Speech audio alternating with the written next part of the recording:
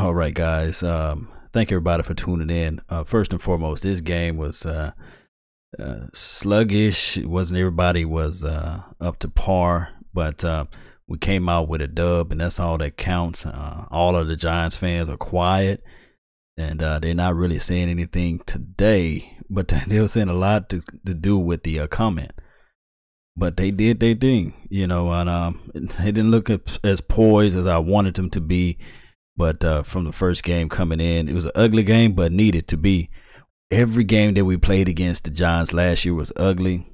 For example, the 19-20 game last year, that was an ugly game. The 10-7 game, that was an ugly game. But every single day, Giants fans was like, we dominated. We took over the game.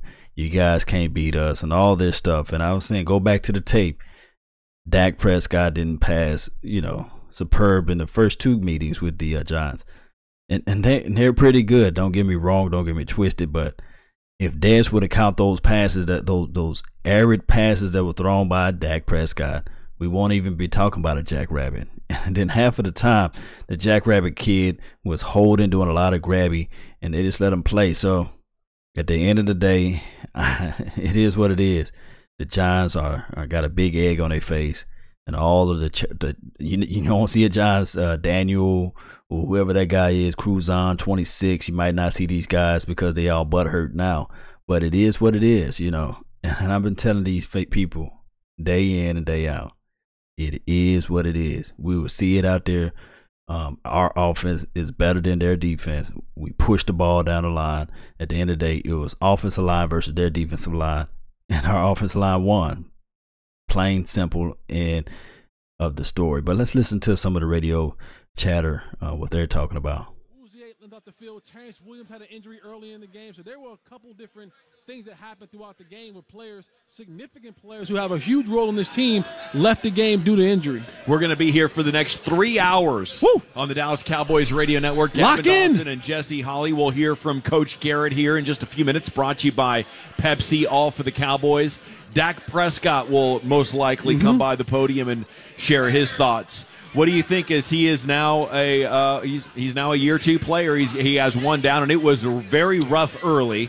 The second half was better, and he ends up with a pretty efficient day. Like the performance today, I believe it was a 90-point-something passer rating, which would put it right around dead on average for NFL performances. And heck, if that's a bad game, if a Dak bad game is pretty average by NFL standards, no turnovers, I'll take it. But it left a lot to be desired. It did, and I know a lot of people are saying this is his second year, their sophomore slump coming. He was 24-39, and for some reason, and I don't know, it's just the Giants and that defense and that defensive coordinator, but no other team makes the Cowboys and Dak Prescott pass more than the New York Giants. He threw 39 passes tonight. Look at the last two games that they played. It was 40-plus the last two times that he played against the Giants. Anytime that you have that number, anywhere that number getting close to 40 attempts a game for Dak Prescott passing the ball, that's a bad game offensively. You want to come out and you want to run at these guys and wear that defensive front down in the game. I don't want Dak Prescott throwing 40 times a game. I think this is what happens with division rivals. Like Cleveland gave the Pittsburgh offense trouble today. Steelers might have the best offense in football. Cowboys have a top 5 offense in football. What do you think about? Why? No, right? That's my best theory. That's the biggest thing, and I agree with you. I think division. A lot of time when you play your division opponent, the Eagles, the Giants, or the Redskins, I throw records out the window. I throw all out the window because I know it's going to be a hard-fought football game. But I just don't like Dak Prescott throwing the ball 39 times a game. I know that we wanted him to open up more. We thought that he and Dez had a huge connection coming into the season. They had a really good training camp. It was off today. It looked off. Balls were high behind people. We had the one deep crossing route to Jason Witten was wide open, and he threw it behind him. There were a lot of bad throws. There were a lot of bad throws today for Dak Prescott. And then I'm still scratching my head on that one series where they drive down to the 3-yard line. 3 consecutive passes. 2 to Dez Bryant in the corner of the end zone, and then another one that was overthrown to Beasley in the end zone. That right there was mind-boggling to me. And if that type of thing you're going to do throughout the season, that's going to put your offense in a hell of a situation trying to win football games when you get down to the 3-yard line and you can't give the ball to the league's leading rusher and Zeke Elliott for touchdowns. Giants have a really good defense. It's Dak's toughest matchup that he's going to face. And he's learning, right? I mean, and this is part of the challenge that comes with growth. Like, at some point in his career, he won't have a great running game and a great offensive line. And the other team will be able to get pressure with 4 or 5 guys and play coverage. And right now, that's a lot for Dak to process and be dynamic, be explosive. But he could still be efficient. He could still avoid the mistake. When you look at what the Cowboys have coming up, the next game you go up against the Broncos. They're going to have another same thing. Another pass rusher. You're looking at playing the number 1, 2, and 3 rush defenses. The next tonight in the next 2 games, you're playing the top 3 run defenses in the league. So if you're going to pass the ball 39 times and 40 times, and you need to be accurate, we're going to need Dak Prescott to be accurate, because the next couple of games you're not going to be able to just sit back there and run the ball all just willy nilly, because you're going to face some pretty good defenses coming up. Okay, Dak Prescott was 24 of 39, 268 yards, 6.9 on average, 1 touchdown, 0 picks. He was sacked once for 5 yards, and the rating was 90.5. We'll get you a look at the rest of the box score here in just a second. This post-game show segment is brought to you by WinStar World Casino and Resort, home to over 7,000 of your favorite electronic games, more than 1,000 table game seats, 1,500 luxury hotel rooms, 27 championship golf holes, and a 3,500-seat global event center. WinStar World Casino and Resort. You're going to need to stay a little bit longer. Here's Jason Garrett. Cowboys 1-0 at the podium. Been great. You win all 3 phases tonight. Yeah, I thought it was a good team win for us. Obviously, there's so much we got to clean up throughout our football team, but there were a lot of good things on offense. I thought we did a good job controlling the line of scrimmage and controlling the game for the most part. Had a lot of plays in the first half. Would like to cash in on that more, but again, I thought we did a good job controlling it with a good mix of run and pass. Defensively, it's hard to keep a team out of the end zone and hold them to 3 points in this league. And I thought time and time again they came up and made the big plays, again, both in the running game and making the plays in the passing game, affecting the quarterback. And I thought we did a good job tackling the secondary to prevent big plays. And, the special teams was a huge part of this game. Obviously cashing in on the point opportunities when we got them, but they started a lot of drives down in their own territory, minus 10-yard line, minus 8-yard line, minus 7-yard line. And that's huge for a game. So I thought we won the field position battle, and they were a big part of it. The emotions this team is drawn to, this chaos around the Elliott decision and how they stayed focused, because it didn't seem like they were sky high. They were just methodical and focused. Yeah, again, that's a really important thing for us. We really try to emphasize that and instill it in our team, the importance of focus. Focus on us, focus on today, the task at hand, what we can control. And, that's so important. It's important in life. It's certainly important for football coaches and football players and for a football team. I thought our team did a good job of that all throughout the offseason, did a good job of that in our preparation this week. And, it's a good football team. We recognize the challenges. And, again, we have a long, long way to go. We're going to watch the tape and not like a lot of stuff. But I thought we fought hard, and I thought we had good focus throughout the game. Elliott, what was talking about his game and his mindset coming in? Yeah, he loves to play football. He's physically tough. He's mentally tough. And, that's not an easy defense to go against. There's a lot of guys around the line of scrimmage. There's a lot of big defensive linemen, and he did a good job controlling the game for us to be able to hand him the ball over and over and over again, rush for over 100 yards against that scheme and that personnel. Hats off to him. Hats off to our offensive line. That was a big part of the game, just to control it, keep them on the sidelines, keep making first downs. Third downs were big for us offensively, and again, both in the run game and the pass game, we came up in those situations, and I thought we finished well. And, at the end of the first half and also at the end of the ball game. So, Zeke did a really good job allowing us to control the tempo throughout. What did you like the best about your defense?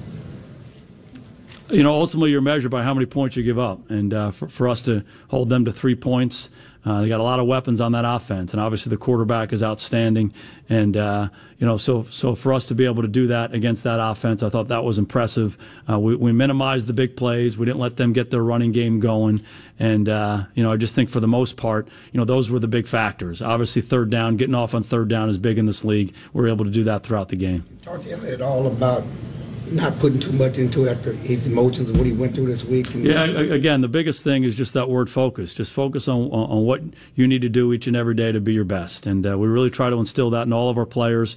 He does a really good job of that. And he had an excellent training camp. He practices hard. He plays the right way. And he came in and just did a really nice job for us tonight. Do you have any idea yet on the seriousness of Scandrick's hand injury? We feel like he broke a bone in his hand. But we're optimistic that hopefully he'll be back sooner rather than later. The doctors are going to look at it again tomorrow, but they're optimistic that he can have somewhat of a quick return. Will he need a surgery type of deal? We'll look at it again in the morning. That's certainly one of the viable options. Could you compare DeMarcus Lawrence's performance to expectation?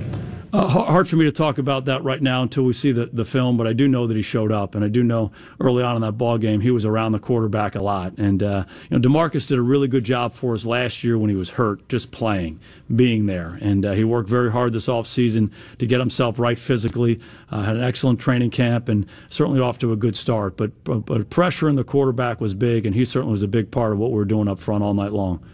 You did a really good job as far as offensively keeping drives going, and Dak had a couple of really big runs tonight. Well, that's a dimension that he brings, and he's such a natural competitor, and he understands situations, and sometimes things don't come up the right way in the passing game, or they cover a guy, or he was working over here, and there wasn't a place to throw the ball, and he's certainly a great athlete, but he also has such a great feeling and instinct, and for him to be able to make a couple of those big plays to keep drives alive, that was big for us. After Malik Collins' penalty there, they're getting going a little bit. Sean has a tackle for loss, and he helps break up a pass in the next play. Can you talk about that sequence where it's still kind of a game here? Yeah, it was big. And again, I keep going back to that word focus, but you got to put that last one behind you and just play this play and do what you need to do to execute on this play. And we had a lot of guys on our football team who played hard tonight and rallied to the ball and handled different situations. And over and over again, the defense came up. And Sean Lee's one of those players that just makes plays throughout a game. Every time you turn around, he's tackling the guy, he's knocking him back, he's around the ball a lot, and in that sequence, he certainly came up big, allowing us to overcome that adversity. What did they tell you about the Jaylon Smith fumble, non-fumble? It seemed like he caused the fumble. Well, I don't know if you were. yeah, I was right with the guy. Pretty clear that it was a fumble, but it was pretty clear that it was a clean recovery by them, and so it was going to be hard to overturn the recovery. So we were on top of that. I was right there with the official on our sidelines, and that's how we saw it. We got a lot of good information that it was a fumble. They ruled it a fumble, but it was a clean recovery by them, and that was going to be hard to overturn. I know you're focused on the game, but do you ever kind of take a step back and look at Jaylon Smith and his journey to get here and go, wow, this guy's what he's been through the last year? Yeah, again, he's a really inspirational guy, and so much of that decision to draft him had a lot to do with who he was as a person, and he's demonstrated that and more since we've drafted him. And it's been a long journey back for him, a lot of obstacles, but he's really, really mentally tough. He's got a great spirit, a great attitude, and it's been amazing to see him come back and overcome so many different things and never waver 1 minute. And it's fun to see him out there tonight running around making plays. Did you think he'd play that much? We thought he was going to play a good portion in this game, and he's really handled all the work at every turn. He's been able to handle it and get better through the experience. So we'll see how he feels tomorrow, but he certainly did a nice job. He showed up, and again, he plays with such a great spirit. It's infectious. The Beasley catch. I was on the other sideline. I didn't see a replay, but from my vantage point, it looked like just an incredible play. And Bees is a little guy, but not many people fully understand how good an athlete he is, and I think he demonstrated it there. Well, it kept the drive alive, allowed you to kill some more time off the clock. That one, and it was third down. Yeah, it was a big part of the game to be able to convert some third downs late and just simply stay on the field. Witten set the record tonight, had the touchdown, obviously. I mean, don't know really what to ask you other than to say just talk about what his. Yeah, he's a special guy, and there's a lot of records that he's broken throughout his career, and he's among the best players at his position to ever play, and we're just so fortunate to have him on our football team, and the example he sets for each and every one of us each and every day is remarkable, and I say this in all sincerity, he's getting better and better. I mean, he just plays the game at such a high level. He keeps his body right. He's got such a spirit and a hunger to be a great football player. Shows up in his work each and every day. Certainly showed up tonight. Well, obviously, defensively, Jason, you got to feel really good about giving up only 3 points to an offensive team like the Giants. But how much more can the defense improve, and how good can they Yeah, be? we have to improve in all areas of our football team. We're going to watch this tape, and there's going to be a ton of stuff that we don't like. And there were some situations in the ball game that we should have handled much better, and there were some individual plays. But you know, that's where we are. You know, it's week 1 of the NFL season, so we're going to go back and look at it. We're going to recognize the good, try to build on it. We've got to clean up the stuff that's not so good, and we got to move forward. Got challenges ahead. Was Dak as sharp as you like, or was that about the Giants' defense? I know he high-balled a Dez on the slant. He probably had a touchdown on that first drive. Yeah, I mean, it's a really good defense, and we'll go back and look at Dak's game and say, boy, that was good. That was good. And then we're going to say, well, boy, I would have liked that one to be thrown here, or, you know, whether it's decision-making or accuracy with the ball. But, you know, the great thing about him is that he's so open to getting better. So he'll watch the tape before we watch it with him, and he'll have his own notes on it, and he'll strive to get better in all areas. And that's why he's the player that he's been. You talk about the decision on McFadden and Morris, why you went with Alfred as the backup over. Well, we feel really good about having both those guys on our football team. Veteran guys who've had so much success in this league so far, and you know, we just felt like, you know, given as we went through training camp in the preseason, that Alfred deserved this opportunity first. And that's no slight on Darren McFadden. We have a tremendous amount of confidence in him, but we just felt like if we're going to have 3 running backs up, and wanted Alfred Morris to be one of them. And he got a handful of snaps tonight and handles himself well. He's a good football player. Early thoughts on Denver next week? No real thoughts yet. We'll get into that tomorrow. With Anthony Brown and the interception after Orlando goes out, is that kind of the message that you preach to your guys? Absolutely. You got to be ready. And we had a lot of young players playing for us for the first time, so you always want to see how they respond to it. You know, Anthony Brown was one of those guys last year who just took advantage of opportunities and got more of them as it went. Orlando goes out. He goes from being the outside corner to playing inside as the nickel, and he's been a very productive player for us. And he's a smart player. He works very hard at it. He seems to be in the right place a lot, and that was certainly a big play in the ball game. Terrence Williams went out early. Did he twist ankle, sprain ankle? Certainly came back. It looked like he was limping at the end. Yeah, he was limping. He hurt his ankle, and I'll tell you what, he played an outstanding football game. If you look at one guy on offense who really made the critical plays time and time again for us, it was Terrence Williams, and made some big plays down the field, big run after catch type plays. And you know, he's one of those guys. He's always ready. He's always waiting for his opportunity. When he gets them, he cashes in on him. He played through the ankle tonight and really did a good job for us. After they beat you twice last year, did you guys need this kind of win to be honest with you, we don't really get caught up in all that. You know, we got to go to work every day and try to be the best football team we can be. We recognize how good a football team they are, the challenges they present, but we're really focused on us. Okay. All right. Good to see you guys. Good to see Jason Garrett as well, as the Cowboys win 19-3 against the Giants here at AT&T Stadium tonight. It's Gavin Dawson and Jesse Holley here at the Miller Lite Club as the fans love themselves. Garrett after a big win. Looks like Orlando Scandrick broken bone in his hand, and they're going to have x-rays tomorrow. Unsure at this point if he's going to need surgery. The Cole Beasley catch was just amazing. He talked about that. Dak, it's a really good defense, he said, and they'll watch film and see some things they liked and did not like from Dak Prescott. But, hey, bottom line is he was efficient, and they got the victory, and if there was any rust that can be worked out, he worked it out. I just think he's going to struggle against this defense quite a bit, at least with – man, that Steve Spagnuolo guy? Yeah. He's a heck of a coordinator, at least when it comes to coaching against the Cowboys, isn't he? Okay, we're going to come back and start taking your phone calls, 877-881-1053. Most impressive Cowboy tonight? Maybe something you learned that you didn't know before. We'll also hear from Brad. Yes, indeed, guys. So with that, yeah, I hope my guy Orlando Scandrick can pick it back up. You know, we hate to hear injuries, but I hope it's not his right hand, because, you know, if it's the left hand, then maybe he can still get out there and play. D-Law did showed up. He played, tremendously out there. And it was just one of those things, man, that I like to see. I like what I saw from Jason Witten. He did a fantastic job too as well. It was just a fantastic game outside of just the offensive gameplay. Just didn't look that poised, but you're going to get there, I guess, from the first game.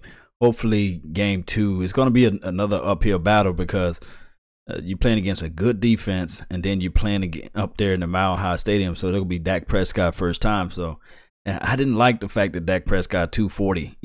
I like the smaller, slender type of Dak Prescott. So when he roll out to the edge, he can at least get some yards. But hopefully, I guess he picked on the extra pounds of his muscles to help aid through the years. JPP did okay. My guy Lyle Collins did pretty good, but I think that Lyle Collins is one of those guys that get onto a mean streak and then he get into his guard mentality, So he don't supposed to let JPP get into his body or frame that much. So I'd like to see him extend just a little bit more out there on the edges. So it is what it is up there. Salute to you guys, man, that's in the chat box. I'm going to try to keep this thing running. But when 11 o'clock hit, man, I'm going to have to hit this bed, man. You guys know how it is. I can't be up all night. Got to get to work and stuff like that. But I will let it run, They say they're going to have this thing going for 3 hours. So I'm going to let it run for about 3 hours or what have you. And I catch you guys on the rebound. You know how it go. Law Nations, this is from Game Changer. Collins got pumped by Zeke. I can't wait to go back and rewatch that. I might got up. I didn't see that play. But Awuzie can step it up, yeah, for Scandrick. Yeah, I hope so, Anthony Brown did do a good job, man. He got the interception. My guy Charles Tapper, he got the sack. I wanted to see a little bit more tacos out there, but he didn't. But he got the quarterback pressure, and my guy D Law was coming out to the edge, man. I'm not gonna call him D Lawrence no more. He's now D Law, because he was doing his thing. Zeke had 104 yards. I hope he did. That's a whole lot of improvement from 55 or 56 yards he had the first time he played against the Giants. And Zeke, he can tell he's not all the way back together. When he gets playing legs under him, it's gonna be okay. Yeah, man. Gerald Beasley. Man, salute to you, man. David Holden, my girl Sarah in the house too as well. And Dak gonna step it up, man. I just think that he had an axe to grind. I wanted to see a little bit. I wanted to see a reverse sweep with Switzer, but we didn't get that. But outside of that, what we got out there? What was Zeke's average? I think he averaged about 3.5 yards per carry. I could be off a little bit out there. McAdoo looked crazy out there, didn't he, with the slick back hair? He looked like, he looked like a coach out there. So, but they came out ready after the second half. Thanks for calling the Cowboys post-game show, Mario. How you doing tonight? Oh, guys, I'm happy. Cowboys won. Can it get any better than that? Nope, can't. It was great. Galvin, I got a question. What are your thoughts on Ryan Switzer? Was it because he was injured during the preseason that we didn't see him on the field when it came to them running the ball and throwing the ball, or what, that was my question. Thanks, Mario. I think it comes down to the fact that Cole Beasley is great at his job. Very few teams are going to put two slot guys out there. Switzer is a rookie, and he's going to help in the punt return game quite a bit. I mean, talk about playmaker. I think he had 7 he took back to the house at UNC during his collegiate career. Yep.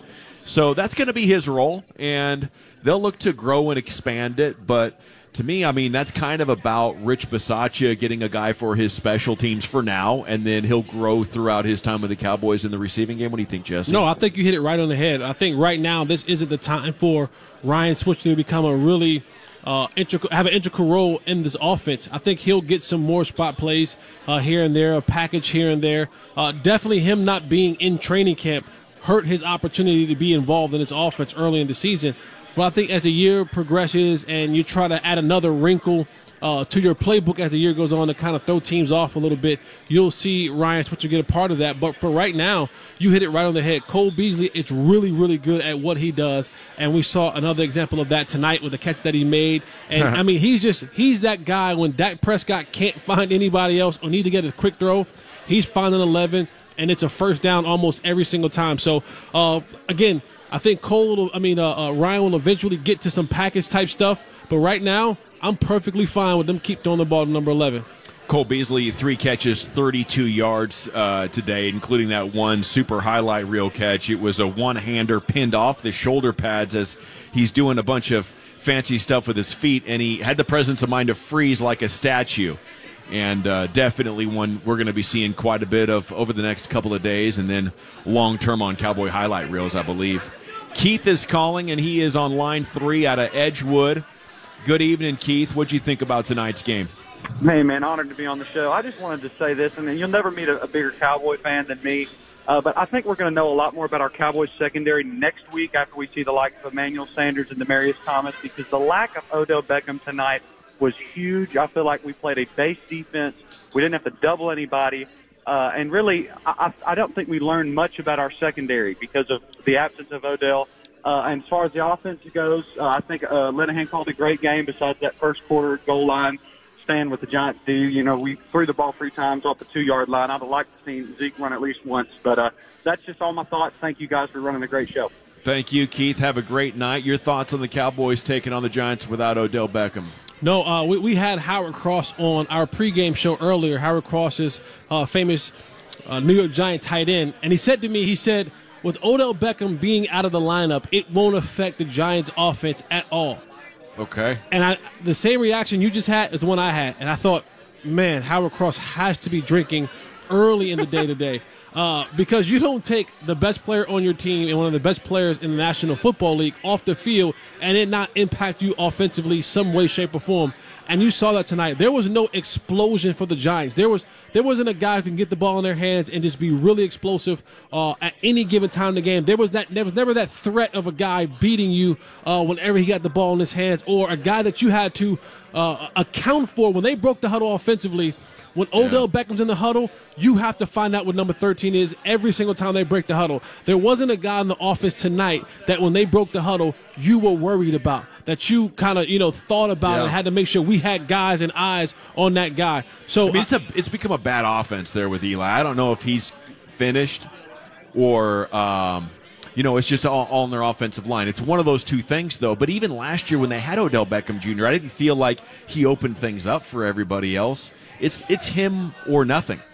Yeah, I still think when you put that kind of a dynamic player in the rotation, you're right. You're absolutely right. Yeah, it helps you. It makes everyone else's role change. It makes their role easier. And now when you don't have them, everyone else has to pick up the slack. And I don't know if they have enough on the surrounding parts for everyone to pick up that slack that you lose when you take out an Odell Beckham. And the funny part about it is when you see this type of game tonight and you see a guy say, I want to be one of the highest paid X, Y, and Z, and you see what he is outside of not being in the lineup, he makes a pretty good case for himself to get that big payday when it comes time. Yeah, no doubt. It's a really interesting situation with him going into a contract year. I don't know. He obviously would want to be tough and play through injury, but at the same time, he might want to protect himself. We believe Dak Prescott is headed for the podium here, and he is at AT&T Stadium. Let's go hear from Dak. Congratulations, Dak. How does this feel? Appreciate it. Feels great. Start off the season 1-0. A win's a win. 19 points offense. We want to score more, but they got a great defense, and our defense did a great job holding them 3 points, so we'll take it starting the season off. Dak, talk about being aggressive in the passing game right from the start tonight. Yeah, that was our mentality coming in. We wanted to be aggressive. We wanted to make them try to stop us. It wasn't about us adjusting to what they did on defense. Just early, we were on the ball. A lot of pass plays called, and some were good, some weren't. And I put that on me, but we'll get better. As I said, it was a good defense. We just amped up a little bit early on? I wouldn't say amped up. I think I just let a couple of them get away from me. Threw a couple of them harder than I had to, specifically those 2 red zone throws that I missed. So, no excuse for them, really. Your second year playing against the Giants, were there some different things that you saw as far as their defensive schemes? No, not really. It's a good defense, as I said. They've got great personnel. They match up well against us. They do good in the run. It was just a tough, physical game. It was a good game. You sense that Zeke was excited to play tonight? Say again? Could you sense that Zeke was excited to play? I didn't have to sense it. I talked to him, and I knew he was excited. He was ready to get out there, put some of this other stuff behind him, and just go be with his team and play a good game tonight. How big was Terrence Williams for you guys tonight, especially coming back after getting hurt on the second play? Oh, he was big. Terrence has been big all camp long. When plays like tonight, he's a good catch and run guy, has a lot of speed, and he's valuable to this offense in the run game as well. How much of a reassurance is it knowing that Zeke is going to be in the backfield with you past week 1? It's great. I mean, he's a great back. You saw it tonight. It was a physical game, but he turned some of those look like tackle for a loss in a 3-yard gain and some of those 3 yards in a 10-yard gain. So he's a special back. The defense really helped you guys out tonight. Tremendously so. Correct. What were your thoughts on what your defense did? Yeah, I mean, defense played a great game. We acknowledged in the locker room after, holding them to 3 points, giving us good field position all night long for the most part. It was a great team win, and they played a big part in that. Jason Witten just continues to produce. What did it feel like to get him that record tonight? Oh, it was good. I mean, he's a special guy, and I have so much admiration for that guy and everything he does on and off the field. So just being able to help him break that record and just being a part of that was special. How quickly do you know in that touchdown that the ball's going to him? You mean like pre-snap, or you read? Okay, I know. Oh yeah, it's an RPO. So really, it's kind of more of post-snap than anything. It's not pre-snap. It's kind of off of how the linebackers activate, and it opened up for him, and he did a good job. So once 52 came in, you knew you. Sounds like you ready to play. Without that. Well, Jason talked about the fact that you extended a couple of plays when the pass wasn't there. Talk about the 2 runs you had that were so huge and keeping drives going there. Yeah, I mean, it's important to use my feet. I mean, I've got them, and I can run and I can get yards. So I think it's a killer to the defense when they've got everything covered in the back end, and I find a lane or maybe even scramble around and give our guys more time to get open. It's depleting to them, so it's important for me to use that. The drive after Anthony Brown's interception, you guys ate up like 6 minutes. You just talk about the importance of that drive, even if you ended up in the field goal, but just to chew up that time. It was huge. In that situation, time is more important than anything. I mean, obviously, you want to score a touchdown and extend the point difference there. But for the most part, if you can't do that, get a field goal and use as much time up as you can. We did a good job of staying in bounds, using the clock. I don't think we had any incompletions on that drive, or didn't even throw it for the most part, just running it, and Zeke did a great job just being physical and staying in bounds and getting those first downs to keep the drive extended. You seen that Beasley catch yet? I saw it in person, yeah. I threw it. If you could appreciate it, it's the one hand and. Yeah, it was great. I told him if he looked fast, he doesn't make it that hard. So I talked to him about that, though. It was great. It was a great catch, great concentration. Accomplished a lot in your rookie season, but in the off season was getting the Giants one of the things you wanted to do early here this year. And getting the win first game of the season was more important than anything, no matter if it was against those guys or whoever it was against. But yeah, not to beat them last year, to come back game 1 to get that win, start this season off 1-0. It was a great night. Everybody knows your offense, well, the names you guys have. You go against your defense every day, summer and training camp. Did you get a sense that they are a little bit different? They might be more salty than people think? I know. Yeah, we know exactly how salty they were. I mean, y'all were out there in camp. Y'all saw how physical it was, and kind of all the scruffles we had going back and forth with those guys. So, I mean, they made it hard on us all camp long, and we know how talented we are on offense. So it kind of was obvious that the talent they had and the way they were coming together on defense. What is the emotions of this team this week with all the stuff with Zeke, whether he's going to play or not play, and how do you? It was all excitement. Excitement for game 1. That's all we were really worried about. All that other stuff doesn't really play any serious role in the inside of our locker room. I mean, we're all ball. We're all surrounding that guy, surrounding others. It was just important just to come out here and get the season off on the right foot and get the win. How much does it help you guys offensively to go against this aggressive defense? It's great. I mean, as I said, it's been a battle all camp long, and even going into this week 1, I mean, going against our 2s or our show team or whatever, I mean, it wasn't easy. It wasn't every play was hitting. So it just shows you they have a chip on their shoulder, and they're ready to go, and they make us better. We make them better.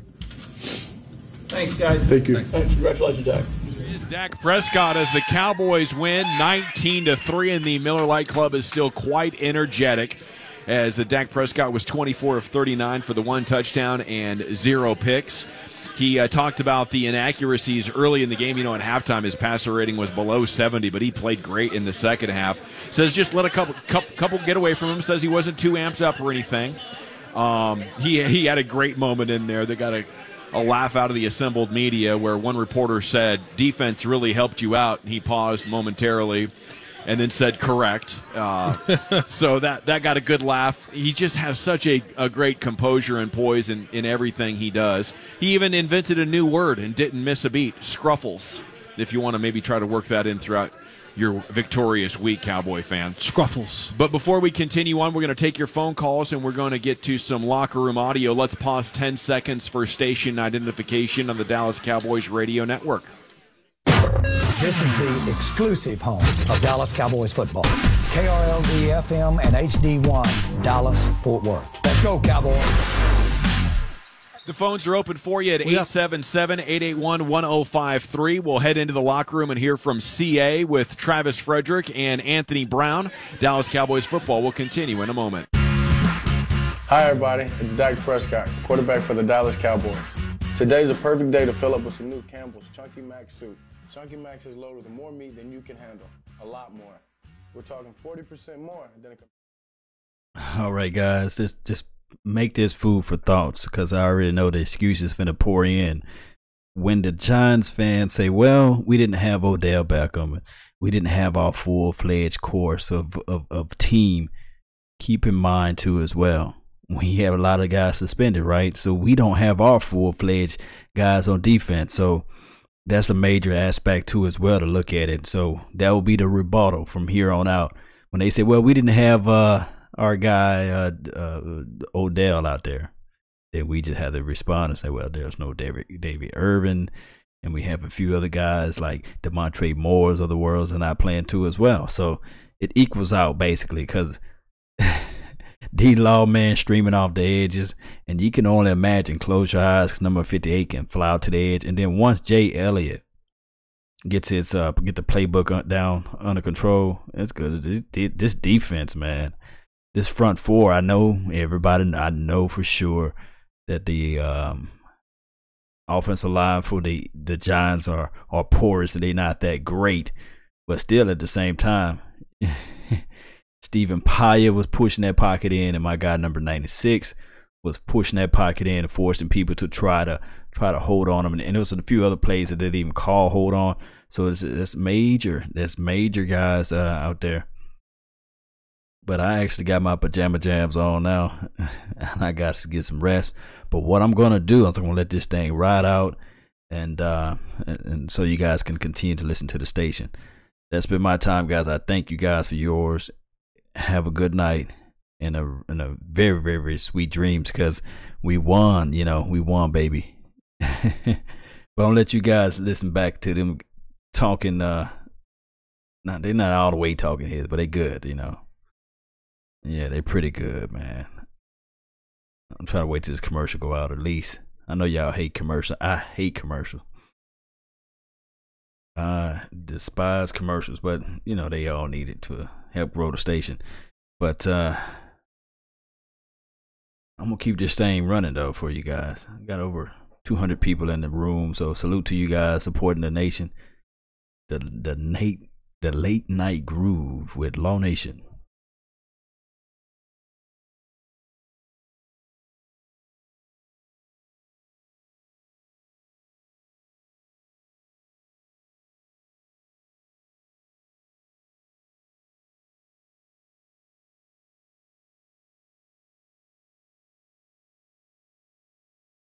Talked to the media since training camp starts. It's been a very sensitive situation for him. He spoke with our Chris Arnold moments ago, and we're going to get to that here in just 30 seconds. Segment is brought to you by Academy Sports and Outdoors, the official sporting goods retailer of the Dallas Cowboys, and by Albertsons, the official supermarket of the Dallas Cowboys. Gavin Dawson, Jesse Holley here at the Miller Lite Club as your Cowboys improve to 1-0 on the year. Let's head into the locker room and get with CA. It just feels good to be out here with these boys. It's definitely been a tough last 14 months, and, at times it's gotten so hard, and, you start to lose faith. But, just being able to come in and be with these boys every day has kept me focused and, made me, not give up. And and keep going.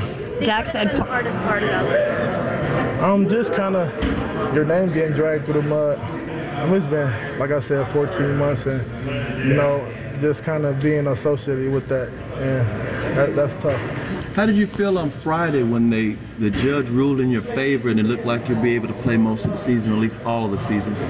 Just relieved for the fact that I'll finally get a fair trial. I'll finally get a chance to prove my innocence, and just happy that I'm able to be with these guys for as long as it's permitted, and just not having to miss time and not being away from them.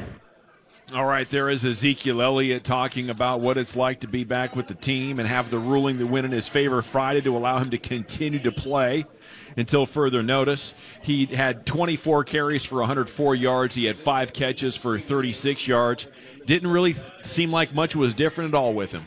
No, man, he picked up right where he left off, and that's what you wanted to see, a guy who has been through so much over the last 14 months. The biggest thing for me, it's never the on-the-field stuff. We know what he is on the field. This is the reason why he went number 4 overall in the draft. He's the reason why he has kind of brought the running back to the forefront again. Remember, we were in a time where the running back wasn't an important part of the offense. We were going, a spread and everything was throwing the ball across the yard. But now he's one of those guys who's brought the running back into the conversation again about having one of those all-purpose, all-down backs. But for me, it's always been Zeke Elliott off the field.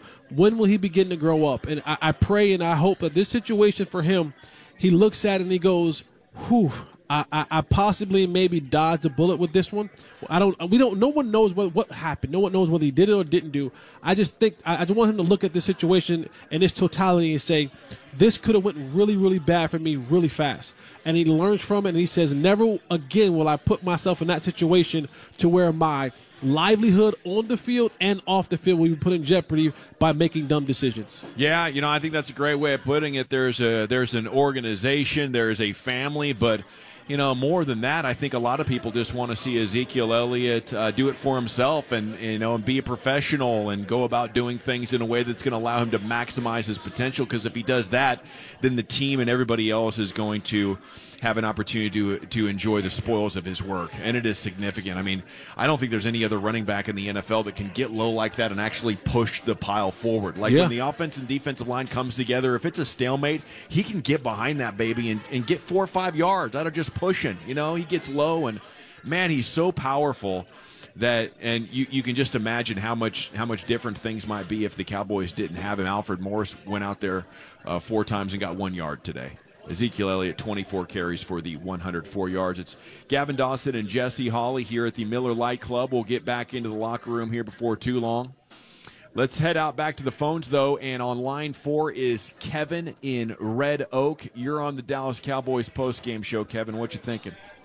Oh, man, I just want to get back to the game. With the offense at first, I wasn't too happy with the performance.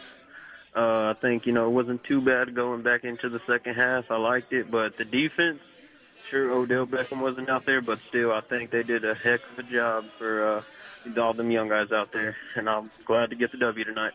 Thanks, Kevin. Have a great night. That opens a line for you at 877-881-1053.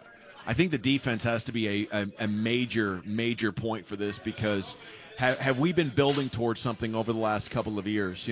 Last year for the first 8 or 9 games, they had this run where they weren't giving up 20 points to teams. Remember that? Yep. And, then this year they just continue to stockpile the quality defensive linemen. And you have DeMarcus Lawrence, who's now healthy. Last year he was playing massively hurt. Like, the doctor was even like, dude, you probably shouldn't go out there. He was like, man, I can play. I'm sick of being hurt. I want to play for this team. And he went out there, and he wasn't even close to 100% last year. But he spent so much time working on his body and getting healthy this offseason. And tonight he goes out there, gets 2 sacks, another tackle for loss, a couple of other pressures. Jesse, I really feel like it's possible we're watching a defense round into a top 10 type of form potentially. What do you think? Is that too much? I don't know top 10 just yet. I like the optimism. I like that you're going there. I think with this team, and what Rod Marinelli has done with a lot of this team in the past is he's taken in, like he said, his orphans, a bunch of guys that nobody wants with no names, and just said, listen, just play really, really hard. Just everybody play together, everybody play alignment, assignment football, and everybody play really, really, really hard, and good things will happen to you. I don't think this team, maybe when Jaylon Smith gets back to 100%, I think he's probably the only one, maybe Byron Jones, that has that eye-popping wow factor on the defense. When you look up and you see a guy like a Troy Polamalu or an Ed Reed, that kind of a guy, that kind of an impactful How about guy. Malik Collins? I don't know if Malik Collins is even that guy as well. That guy who can just come out there and be that impactful. But what I do think you have is a bunch of guys who want to do good, a bunch of guys who want to work together and play for one another. No one's looking at the name on the back of their jersey saying it's all about me, me, me, me. But they're saying, listen, the name on the front of my jersey, the Cowboys name, the star name, if we come together and we align together and we play hard and we play for each other, then you can get good things coming out of that unit. Now I think you're starting to add talent to that mentality, to that identity. Right, you're adding pieces of talent to it. Like I said, you got a guy like Jaylon Smith and maybe a guy like Byron Jones, and those pieces will come together, and you need those to be a terrific defense. But I think right now what you have is you have a bunch of guys who love playing for each other, love playing with each other, and they just go out there and they just play really, really hard, and they rally to the football. And you saw tonight, man, they held the Giants to 3 points. How much would it hurt to miss Orlando Scandrick? Maybe not a lot next week against Denver because they don't have much of a passing offense, but he is saying he's going to have surgery, and he says he only expects to miss 1 to 2 weeks. That must be a bone that's not really required for a lot of movement. Maybe you can cast it up and just bat stuff away with that bad boy. Well, now you're talking about taking Orlando away. We don't know the outcome of whatever Tito's injury was. Jordan Lewis is supposed to come back next week. So now if you take Orlando off the field and potentially you take Tito off the field, now you have to add more guys out there with little to no experience to man your secondary. And that's the biggest problem, is that you keep putting these new guys out there to play and stuff like that. So I don't know how that's going to work out next week. And I don't think that the Broncos have a strong passing game. But they got some pretty good receivers. Demaryius Thomas is a really good receiver. Emmanuel Sanders is a really good receiver.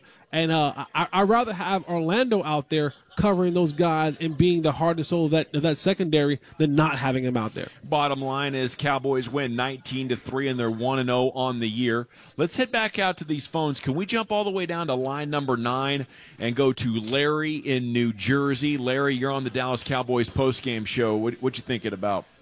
Well, I was going to with one of the previous callers. I do agree that the Dallas played great defense, but looks like Dak was struggling early on finding his rhythm, and it took him to the second half because he had something because Dez Bryant was wide open. He just overshot him. And that's usually not as usually he's very accurate early on. Yeah, Larry, I totally agree with you. I think last year we got used to a couple of things with Dak, and accuracy is one of them, and poise is one of them, and we didn't see a lot of that for about the first 20, 25 minutes of the game. It was, and I just think it's this Giants defense, the way that they're coached, the amount of experience that a lot of them have playing against Linehan Garrett teams. I think there's just so much familiarity that they are able to take off all of the easy game management stuff that Dak does. And now he's instead of taking the first thing or maybe the second thing that's real easy, it's making him work through a lot more stuff, and you're seeing where he is in his progression at this point in his career. What do you think about that? Yeah, I think you're right about that as well, but you look at some of the passes that he was overthrowing, it wasn't progression stuff. It wasn't that he was hurried. I mean, he had a bunch of throws out there today where he just simply overthrew, just simply missed the through, just simply didn't have the proper touch on it. So I think that's what happens when you can't operate instinctually because you're thinking too much.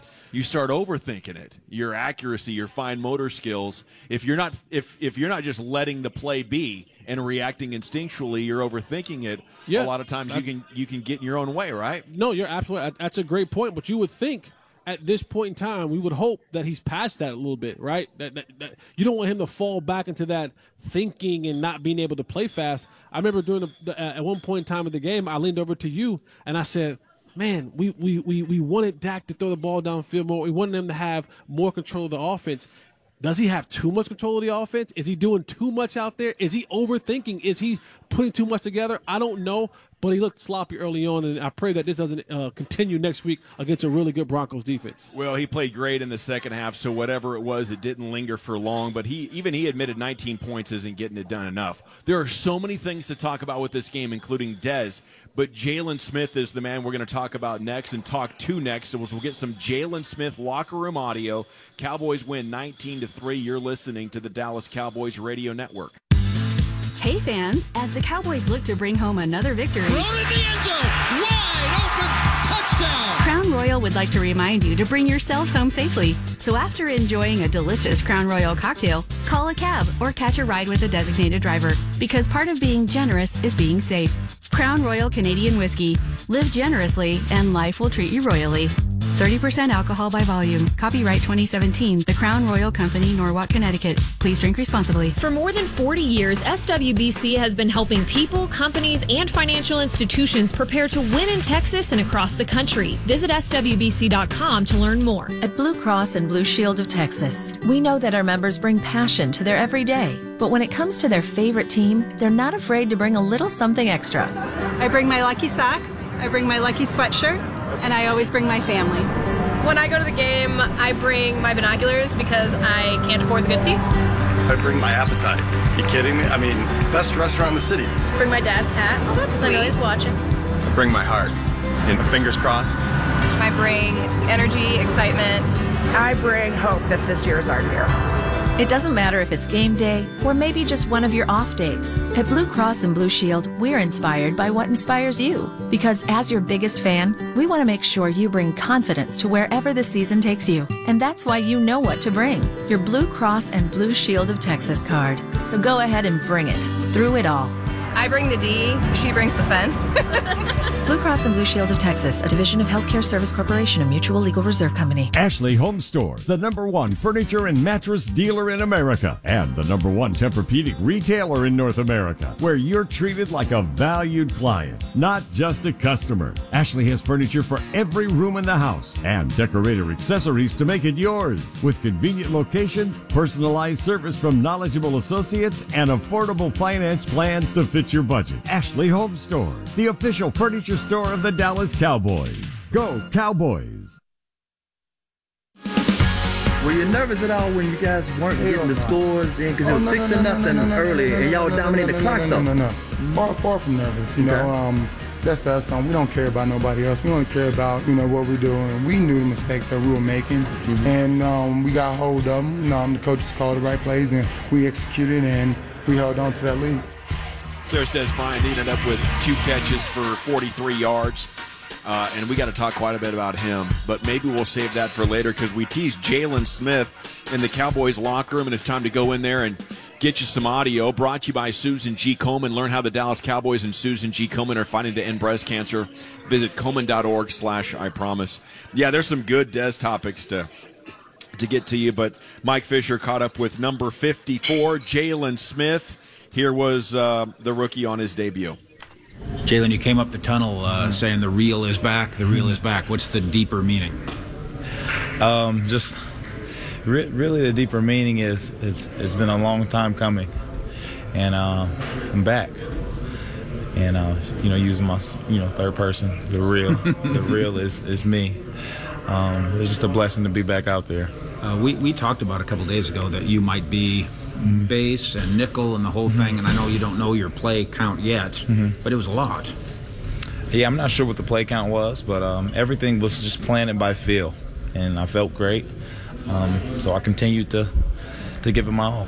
Given the fact that this, in terms of the attention around here, a lot of it goes to the offense, how fun is it that you can be part of a playmaking defense tonight? Man, it's incredible. It's everything I've dreamt of. Since I was 7 years old, I picked up the game of football. It's just the ultimate goal to be able to play in the National Football League, and now it's time to play well, and it's something that I'm getting used to, and I'm loving it. Wow, good for him. Jaylon Smith, 7 tackles today for the Dallas Cowboys. What else can you say about really one of the great stories in sports history? At this point, nobody has ever played with that injury. He not only has played, but he started and played pretty well. The real is back. Like he said, the real is back, man. And to have that kind of a dynamic player on your defense, it helps you out tremendously. I mean, I think when you have players like that, they eliminate other things that players can't do. So other deficiencies that you may have on the defensive line or the secondary or wherever it may be, when you have a dynamic player, they're able to close the gap on certain situations. They're able to go out there and make plays. He came out there today and almost created a fumble just simply off by running to the ball and laying a solid hit on a guy. And so, guys feed off that. So I just like to have those kind of dynamic players around my team, on my offense, on my defense, in my huddle, because those guys eventually are going to make enough plays for you to win football games. Yeah, he definitely helped tonight. Jaylon Smith, number 54, he did force the fumble. It looked like he got his elbow or forearm in there or something, but for some reason the officials didn't see it that way. Was his knee down or something? I don't know. We heard Jason say it in the post-game presser. He was just saying he was standing right there, and he said that they clearly recovered the fumble, but from where we were sitting, it looked like they recovered. The Cowboys recovered the fumble, but he didn't challenge it, so it is what it is. But again, having players like Jaylon Smith can only help your football team. Like what Jalen's going to be. I think even right now, when you look at who he is as a person, he's inspiring. That just doesn't resonate on the football field. That resonates in the locker room with other guys. That part resonates with people. But even on the football, he looks different. To me, he looks different. He looks different than the other guys on the football team. He runs different. We've heard Brad Sham say when he hits, it sounds different. And I think he has a long way to go to get to his full potential, but he looks different. He's built different. He is the caliber of player that only comes once in a while. Like, everybody isn't made like Jaylon Smith. Yeah. There's a reason why prior to his injury, he was going to be a top 5 pick. There's a reason for those things. There's a reason for things like Ezekiel Elliott. He's Ezekiel. Exactly. Yeah, that's what I'm saying. We're going to the same place. There's those type of athletes that everybody that is not built that way. You have a ton of great athletes, but then you have the superior ones like a Zeke, like a Jaylon Smith. And when you have enough of those on your team, that's when you begin to build something very special. I'm just so surprised. It speaks volumes because he's really able to overcome that injury. And it's not like it's healed, so he's a special healer, that he's just so good that with that injury he can essentially carry a bad knee or a bad foot all around the football field and play better than 95% of linebackers that have ever done it, that have ever been drafted. That's what I'm saying. You have guys who are able-bodied and 100%, and Jaylon at 85% are still better than him, leaps and bounds better than him, and that says a lot about the athlete that he is. My only criticism would be, I think, and this is straight up with you, I gotta keep it real, because I keep believe it 100. I gotta believe everybody is really erring on the side of optimism with Jaylon, because hey, why do you want to hate on a guy like that? But I'll tell you this, I want to see him make one-on-one tackles when the player with the ball knows he's there. Because right now, what we're seeing from Jaylon Smith, and it's awesome, but if the ball carrier can't see him or if another defender has held him up, Jaylon Smith will arrive on the scene with authority. When the player can see Jaylon and knows, here's my tackler, it's a little more unpredictable, or maybe like 110% more unpredictable. But here's my thing, even to combat that right there quickly, and I'll say this quickly. We've seen guys who are able-bodied. When you get a running back in the open field. Yes, Jaylon is a freak enough to be average right now. Okay. Yeah, and I think that's awesome. Okay. An average starter? All right. Okay. So what happens when we have Sean Lee in the open field with the guy and he misses the tackle? That's the same thing? Well, that'll happen. Sure, that'll happen. But it won't happen as often. It won't happen as often, and Jaylon Smith will never work himself into a frenzy of making play after play after play and willing himself and powering himself into the ball carrier. He has to wait for the right set of circumstances to look special. I don't know why you can't compromise and accept that. I'm not willing to accept that one just yet. All right. Well, I think so far, if we're keeping score on this Jaylon discussion, you're running away with it like 10-0. So this would probably just be 11-0, and you skunked me, right? Okay, it is Gavin Dawson and Jesse Hawley down here at the Miller Lite Club. 19-3 was the final as your Cowboys improved to 1-0. We'll come back and hear from Brad Sham, get his thoughts on the night that was Dallas Cowboys football. Will continue in a moment. They say you can't judge a book by its cover, but customers will judge a product by its packaging. Choose Pollock for corrugated packaging that's custom designed for your products. We'll design and produce packaging and displays to protect your products, convey your brand, boost your sales, and meet your budget. Since 1918, Pollock has been a trusted partner in business. Pollock, where solved happens. Call 855-239-5153, 855-239-5153, or visit pollock.com. We know what we got to do. Get out there and win. That's our #1 goal. And you know how we're going to reach that goal? Preparation. If we haven't prepared to win, then we better be prepared to fail. Okay, sweetheart, let's take it down a notch. All we need to do is call SWBC at 1-866-GET-SWBC. They can help us with everything we need, from choosing the right insurance options to mortgages, even retirement planning. Yes, that's what I like to hear. We'll call 1-866-GET-SWBC. Break. Oh, honey. Football fans know how critical it is to have the right talent on the field. Your business is no different. Innovative has 20 years of proven success placing thousands of professionals for managers like you. Our clients love our low-fee programs starting at 10%, quick turnaround for urgent hires, and the ability to payroll and manage talent on your own. For more info, visit gotoinnovative.com. That's G-O2, innovative.com, or call 972-392-1144. Thomas Alexander and Forrester. Think differently. Reject boundaries. Win. Thomas Alexander and Forrester. Fear the Taff. Visit fearthetaff.com. Hey Cowboys fans, this is Dan Bailey. I'm a busy man during the football season. I could be kicking field goals in New York on Sunday, then back in Dallas training on Monday. No matter what city I'm in, I always make sure to drink my Bigelow tea. In fact, Bigelow teas are all over our facility and are a part of our daily routine. From the hand-picked teas to carefully selected ingredients, all protected in their signature foil pouch because flavor matters. The Bigelow family knows we deserve more.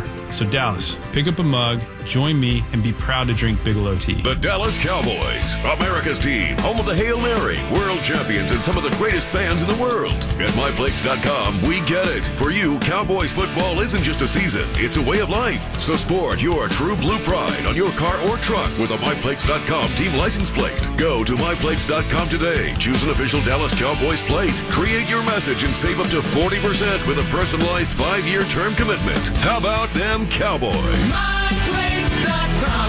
The Dallas Cowboys Pepsi postgame show continues. Brought to you by Bigelow Tea, encouraging you to grab a mug and tea proudly.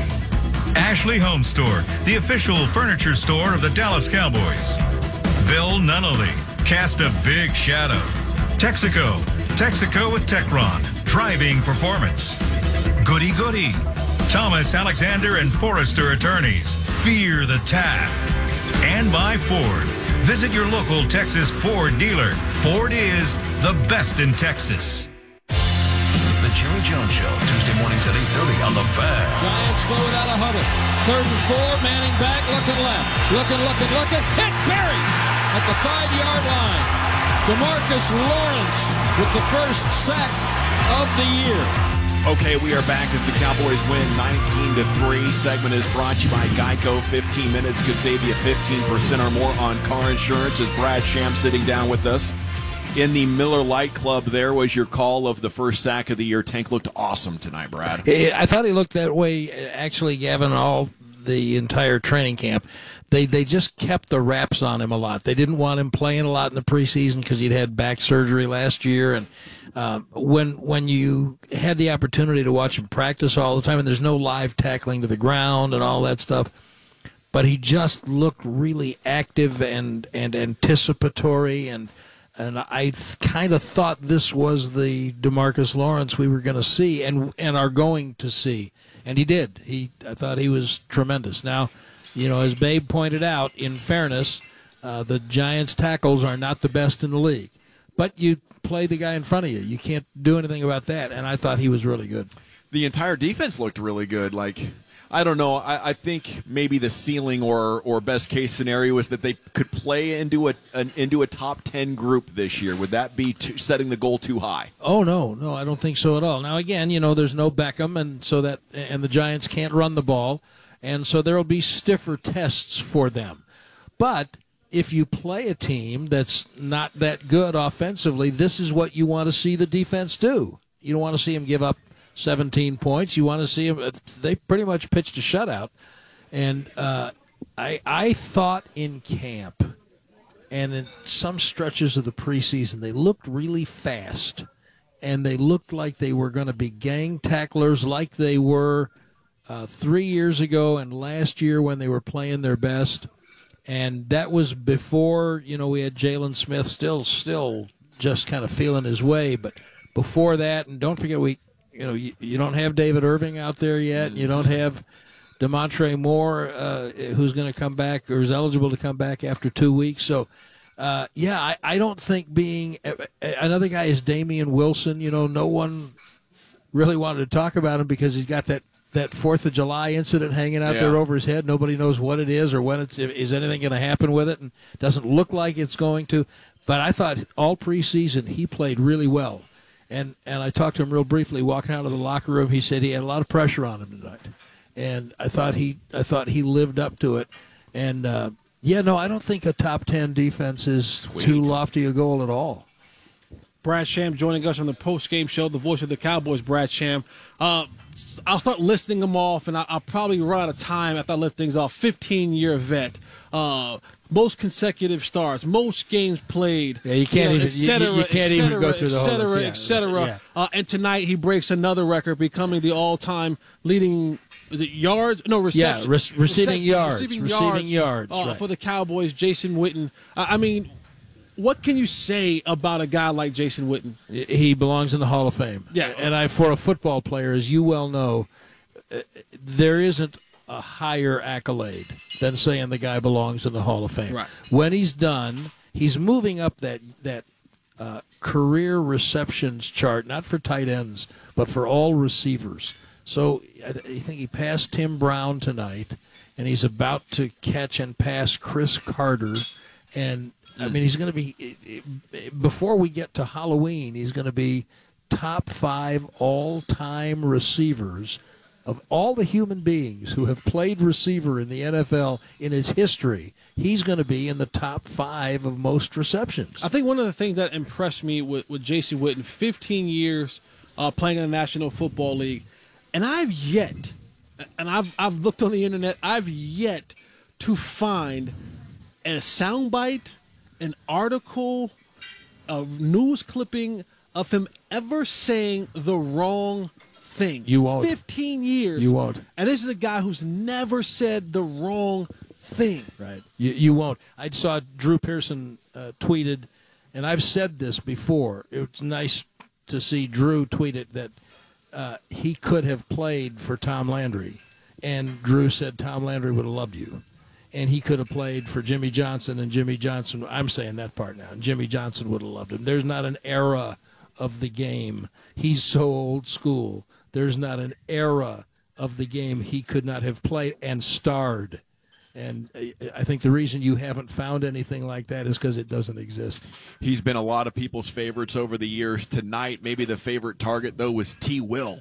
How about Terrence getting the job done? Jesse asked me on one of the pregame segments, what does he have to do, Terrence Williams, to prove himself that super solid second receiver? And I'm not sure he didn't. If you needed more convincing, I thought tonight, I didn't know that he came into the game with a bad ankle. And it was mysterious that he came out just running his route on the first play of the game. He did something to it, and I thought, well, okay, thank goodness they've got Bryce Butler and Switzer's up, and next week we'll see Noah Brown. And we might see Noah Brown next week because he left here in a boot, but he came back, and his routes were crisp.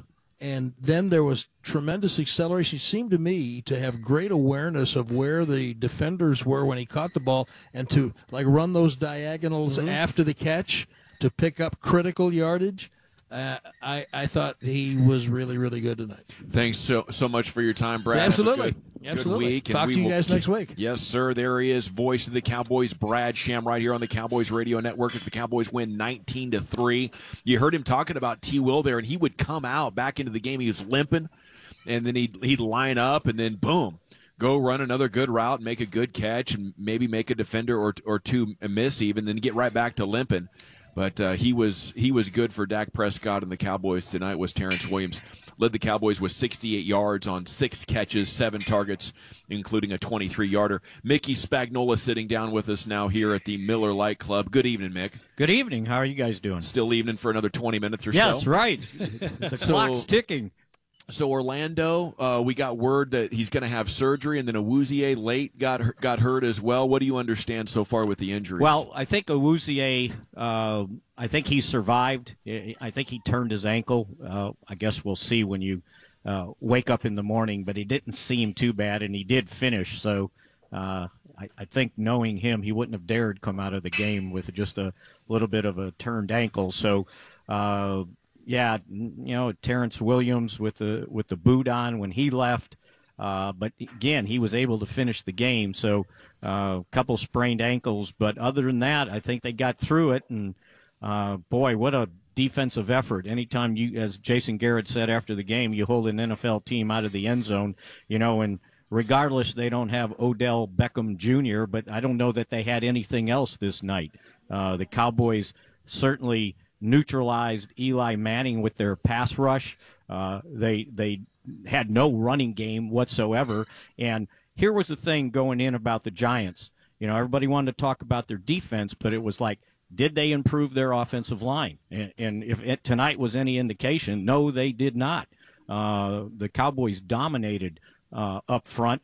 And until they had their last possession, when basically the Cowboys said, hey, go drive all you want, we're just going to run the clock out. Before that possession started, the Giants only had 173 total yards, 36 rushing. And I don't know what the net passing yards were, but at that point, Manning only had 160 passing yards, been sacked 3 times, and intercepted once. And this was without the Cowboys' top corner, Orlando Scandrick, playing the majority of the game. I mean, he was out. So you had a lot of young guys in there, and that had to be at least encouraging. If you think about it, Charles Tapper's playing his first game. Taco Charlton was playing his first NFL game. You got Awuzie playing his first NFL game. Jeff Heath making his first NFL start, or at least playing a prominent role on the defense. Jaylon Smith playing his first game since New Year's Day in 2016. These guys were all contributing to a defense that everybody was questioning, and they kept the Giants out of the end zone. I thought that was the story of the game, and had the offense been a little bit more efficient, 19-3 doesn't tell the story of how the Cowboys dominated the Giants. Mickey Spagnola joining us from DallasCowboys.com. If we're saying that Jordan Lewis will be available next week and Orlando Scandrick may be out for a couple weeks, what can we expect from that cornerback position with those young guys out there who may get the nod to go out there and start at that cornerback spot with Orlando being out? Well, it'll be interesting to see what they do with Anthony Brown, who, by the way, I forgot, he's only in his second year, and he was coming in on the outside on nickel. And then when Orlando went out, he was the guy that went into the slot to take Orlando's spot, and they had to bring in Awuzie. So Anthony Brown's the next guy up. I don't know how they play it. I always thought, had he stayed healthy in training camp and hadn't missed those couple weeks with that hamstring, he very well could have beat out Nolan Carroll for that starting job, and it would have been Scandrick and Anthony Brown. I think everybody forgot about him last year. He started 9 games as a raw rookie, a 6th-round draft choice, and played well. And he was playing well the start of training camp. And so he gets a pick, he jumps the route, then he had to change positions during the game and played awfully well. I don't know that Jordan Lewis gets one full practice in pads and say, okay, you're ready to go. He might be. He might have to be. I've heard his cover skills are maybe that right. good. And so, he certainly can help him out. But I think between Awuzie and if he gets in and Anthony Brown, that's kind of what you got. It's like Brown told me when he was leaving. He goes, it doesn't matter how young or old you are. It doesn't matter how tall or short you are. When it's your turn to play, you got to play. Well, and apparently it doesn't matter how many working legs you have. Yeah, you're right. Yeah, for a bunch of these guys, right? So from a defensive effort, they had a great plan. And, I had heard before the game, I think it was Howard Cross said, well, what with Odell Beckham out, it's not going to change what the Giants do. Yeah, it was Howard Cross. Tell me, please. Are you kidding me? That's what he said to me. I said the same thing you just said. Seriously. And did Brandon Marshall get old all of a sudden, or what happened there? I mean, here's the deal in free agency. No one lets good people go. Sometimes you can't afford them. But if you really think they're that good, you do what you can to keep them. And they tried to throw that deep route on Anthony Brown, and Anthony Brown beat him to the point. I mean, he was ahead of him almost. If the ball wouldn't have been so far overthrown, he would have intercepted it. So, he was a non-factor, right? So, and so was their offensive line. All the people now. And again, let's not jump to conclusions. I know Odell wasn't out there, and I know it was the first game of the season. And I know how people love to change their minds, but this was the team people this morning on the pregame shows was sending to the NFC title game against Atlanta. Absolutely. And now when they saw that, I wonder what they're thinking. So if you can't run the ball, I know you ain't got Odell, but if you can't run the ball any better than they did, they're going to have some problems. So, and that's again, what we found out about them tonight. Yeah, it's the same thing. And I think Jason Garrett took the right approach. It's like, we're happy to win, but we got a lot to fix, and they do. There were mistakes defensively, but the effort and how hard they played up front, I thought was a good sign coming out. And then offensively, they just missed a couple plays, got a couple unfavorable calls or no calls. If it was Bryce Butler doesn't get hooked from behind on that little slant when they blitzed and the ball was broken up. I think it was Apple. He's gone to the house, and he got away with it. They got away with the hold. There was a lot. Yeah, they got away with a couple holds on Dez, and they didn't call him. Finally called one. Was Dak a little bit inaccurate to you tonight? Yes, he was. Was it the ball was all over the place? What? Little bit inaccurate, but also they were getting around him. They didn't. I think they sacked him once, but they were starting to get some pressure on him, and I think he was starting to feel he was feeling it, and he was a little high on a couple passes, especially when he was throwing on the run, like a couple of the bootlegs. Mm-hmm. He's usually pretty good at that. That's his bread and butter right there. I don't think he set his feet. He was trying to throw on 1 foot off the run, and he missed because he missed the guy in the end zone. It should have the one to Dez, I think, early. Mm-hmm. And he missed a couple of the deep ones, threw a little bit too far. But, sometimes when you miss, you got to have a guy catch one off his nameplate, right? Yeah. How about that? With one hand. Great catch. With one hand, and then take it off your shoulder and hold it with one hand. That and was get a great catch. Both feet in bounds. So with sauce. Witten does what Witten does, and Terrence Williams does what he does, and they should have had more than 19 points. I mean, I think they probably finished close to 400 yards total offense. If I was counting, they were at 392. Maybe they ended at right around 392 because they lost some yards there on that last possession, running out the clock. 392. So that's pretty impressive.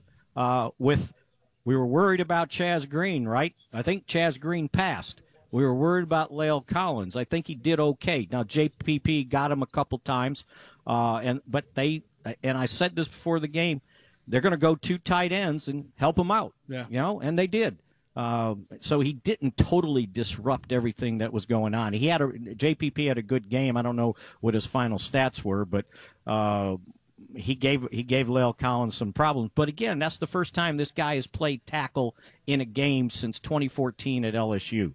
Chaz Green had not played left guard since Florida, and just a half against Vanderbilt.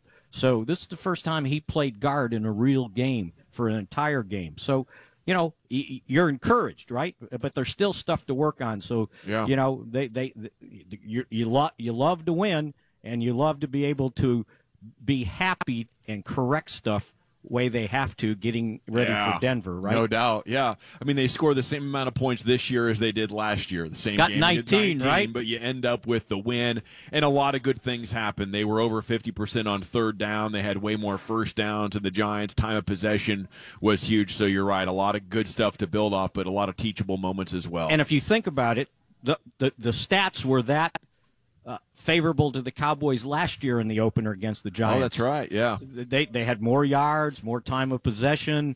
Problem was they kicked too many field goals. Well, kind of the same thing again today, right? Too many field goals, especially you don't want to be kicking field goals when you got the ball at the 3-yard line. So absolutely. That could come back. When it was 16-3, I'm going, they score a touchdown, it's 16-10 and one mistake, and now you're behind by a point. So they were able to survive, but pretty good defensive performance by this team.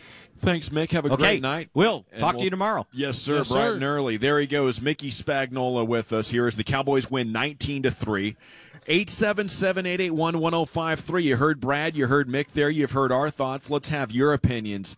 What'd you think of Jaylon and T. Will? How about Dak's struggles? I think it might just be that, it's this Giants team. Same amount of points as they scored last year, but the defense is possibly a lot more legit this year. Our exciting times in store, Cowboy fans. We want to hear from you. Gavin Dawson and Jesse Hawley, you're listening to the Dallas Cowboys Radio Network. At Blue Cross and Blue Shield, we understand what we need to bring to our members every day. Security, guidance, confidence. I'm Dr. Dan McCoy, president of Blue Cross and Blue Shield of Texas. Being in Texas for over 85 years, our company knows there are certain things we can always count on. That the people in our state will bring compassion to their communities and bring comfort to each other. That's why if you're at home or at work or making a visit to the doctor or dentist, you have the Blue Cross and Blue Shield of Texas card to bring you peace of mind. It's the card that comes with a commitment to stand with you in sickness and in health. You'll find that same commitment with Blue Care Dental because there's nothing we want more than to bring smiles to individuals, families, and businesses across Texas. So for your next visit, whether it's to your doctor, dentist, or just traveling out of town to see family, you know what to bring. The card that carries you through it all. Blue Cross and Blue Shield of Texas, a division of Healthcare Service Corporation, a mutual legal reserve company. Are you shopping for fine wine, craft beer, or premium liquor? If so, be sure to stop by your neighborhood Goody Goody. With low prices and an incredible selection, our friendly beverage specialist can help you find the right drink for any occasion. Goody Goody. Toast of the town. Discover low prices, expert service, and grand selection on all your favorite wine, beer, and liquor at one of 14 DFW area locations. Find your nearest store at goodygoody.com. That's goodygoody.com. We've all seen the players jersey swapping at the end of games. By the end of the season, those players' collections must be huge. What do they do with all that sports memorabilia? They frame it. What about your memorabilia? Do you have your own jersey or autographed ball from your favorite player? Stop by CSD Framing in Carrollton and have them custom framed. Proud partner of the Dallas Cowboys. Everything we frame is custom designed and in-house. For a free quote, visit csdframing.com. CSD Framing. We get your frame of mind. Hi, I'm Tito Beverage, founder and master distiller at Tito's Handmade Vodka. In the mid-90s, I bought a piece of land in Austin with a credit card check and built the very first micro distillery in the history of the state of Texas. I'd never built a still before, so I did some research and designed and built my own pot stills based on Prohibition-era bust photos I found in the library. I didn't know then that this was kind of the start of the American craft distilling movement right here in Austin, Texas. Cheers. 80 proof Tito's Handmade Vodka, distilled and bottled in Austin, Texas. Tito'sVodka.com. Is your workplace on top of its game? For 100 years, Pollock has been taking care of business, improving their bottom lines and helping them grow with proven results that work. This year is no exception. From keeping the workplace clean to custom packaging to shipping products and office essentials, Pollock leads the way in supplying everything Dallas workplaces need to do what they do. Backed Backed by 10 decades of doing things right and moving companies forward, Pollock is where solved happens. Call 855-239-5153 or visit pollock.com today. When the game plan calls for fast, reliable air transportation, America counts on the global leader, Airbus Helicopters. Corporate leaders choose Airbus Helicopters for business travel. Law enforcement and emergency responders choose Airbus Helicopters to save lives. And the Army, Coast Guard, and National Guard choose Airbus Helicopters to keep Americans safe. We're the home team, based in Dallas-Fort Worth, building helicopters here in the U.S. Airbus Helicopters, a game changer in the air. Through life's ups and downs and for all the journeys ahead, you know what to bring. The car you can count on. Blue Cross and Blue Shield of Texas, through it all. Want the very best real estate experience? Choose the real estate company with more than 80 years of experience in the DFW real estate market. Century 21 Judge Fight is the official real estate company of the Dallas Cowboys and will provide you with the same level of expertise we offer the team. No matter what you need, our turnkey real estate company can help. Call Century 21 Judge Fight today at 1-800-451-8055 or visit century21judgefight.com. Football season means tailgating with a new RV from Funtown RV, the nation's #1 towable dealer. Funtown RV has over 1,500 fifth wheels, travel trailers, and toy haulers in stock at 3 convenient DFW locations. So we're sure to have the perfect RV for you. Come visit us in Denton, Rockwall, or the Supercenter in Cleburne and see why we sell more RVs than any dealer in the U.S. Go to funtownrv.com for directions or more details. Funtown RV, better selection, better products, better prices. Back to throw, 3-step slant, Dez, 30, broke a tackle, 35, left, right, 45, 50, you three blue guys, club with me. Right down here to the 45 of New York, 35 to Bryant. Oh, yes, one of the highlights of tonight's Cowboys victory, 19-3 the final. Let's head into the locker room and hear from a defensive star, Tank Lawrence. It's brought to you by Pepsi, proud sponsor of the Dallas Cowboys. It's DeMarcus Lawrence with 2 sacks, had a couple of other pressures, and really showed the kind of ability that made him a first-round pick of the Cowboys a few years back. Here we go. Tank Lawrence with Mike Fisher on the Cowboys postgame show. This is Tank Lawrence unleashed, right? You've been waiting for this for a while. Yeah, I've been waiting on it. When your production match your talent, that's when you're balling. So I feel like I did a good job. Somebody that can't handle you, generally speaking? Yeah, I studied all week, and we all prepared. We came in the game knowing that we had the game on lock, and we went out there and showed it tonight. How much fun is it that this offense gets so much credit, and salary cap wise, it's an emphasis, but defense was playmaking tonight. Oh yeah, the offense did a great job. I think we had like 50 plays in the first half. We just did a great job controlling the game, and defense did a great job out there stopping them. So. All right, there he is, DeMarcus Lawrence, and my fault. He was the first pick of the second round 4 years ago. He was hurt a lot last year, didn't show much, but tonight you saw a player that was good enough that if he performs like that, could be a catalyst type of pass rusher, the kind of guy that draws so much attention and makes life easier for everybody. Yeah, he said something that was I like it. He said, when your production matches your talent, that's when you know you're balling. I like that. I like that the way he put that together right there, and I agree with him. When you're a talented player and you don't have the production, your talent means nothing. It's a waste. But when you have a talent, a special talent, and now you have the production to match it, now you've lived up to the billing. Now you live up to who you're supposed to be. And I think tonight was a good start for Tank Lawrence, coming out with a couple tackles for losses and 2 sacks. That's what we want to see from a guy like Tank Lawrence. We talked to him first week of training camp, and it was a totally different Tank. You know how guys come in and they're a little bit apprehensive with the media, and they're a little bit shy or whatever. And I interpret it oftentimes as a lack of confidence, right? And Tank had showed that, but this year I think it was due to all the hard work he put into the offseason. He was completely different with his personality, and you just heard it right there as well.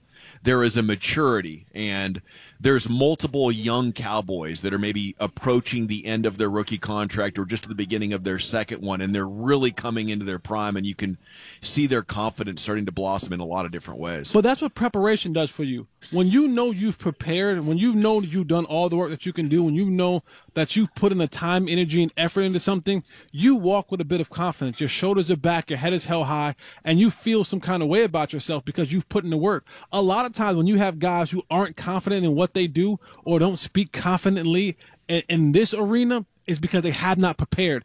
They aren't confident in themselves because they haven't put the work in. And so when you go out there and you see the rest of these guys running around and looking really good, you're saying, man, I don't know if I belong here because you have not put the work in. And when guys spend the offseason in the film room, in the weight room, and on the field improving themselves, you'll see a switch. You'll see a change in guys from being very timid to very confident. And I think now that we have that a little bit in DeMarcus Lawrence saying, you know what, I've been around for a while. I've seen some things happen. I've put in the time, energy, and effort in the offseason. And so now I can come into this and speak to the media and play with my chest, my chest puffed out, my head held up high, because I put in the work and I'm prepared to go out there and have my talent match my productivity. That's when you know you're balling.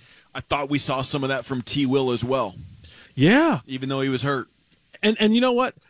Finding that out makes me respect today's performance from T. Will even more, because you always question his toughness. Is he tough enough? And you always want to have that bravado. You always want to have that, that toughness from your football players.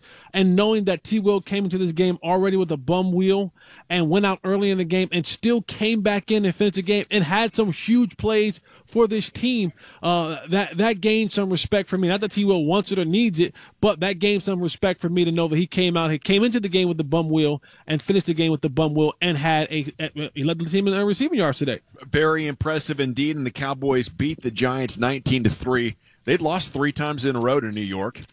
The number is 877-881-1053. We're down here at the Miller Lite Club field level at AT&T Stadium coming up on Monday morning, but we still have another hour and a half to go here with you. We want your phone calls. We'll have plenty of locker room audio.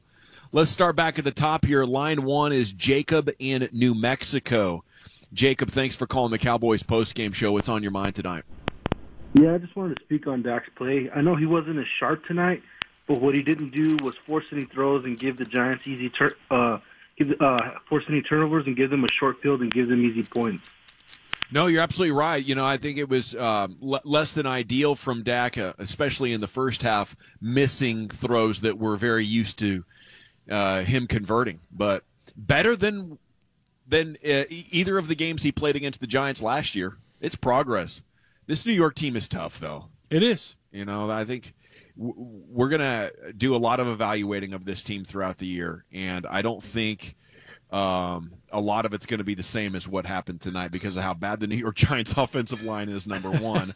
But then number two, how tough their defensive line and their secondary is. Good grief. All right, 877-881-1053. Jacob in Austin, you're on line 2. What'd you think about tonight's Cowboys victory? Go ahead, Jacob. No, he's not there. Okay, how about line 3, Nathan in Plano? You're on the Cowboys postgame show, Nathan. Go ahead. Thanks for taking my call today, General. I just wanted to really quickly speak on Jaylon Smith. I think Will McClay, you can't really say too many good things on him, really putting that pick in for Jaylon Smith.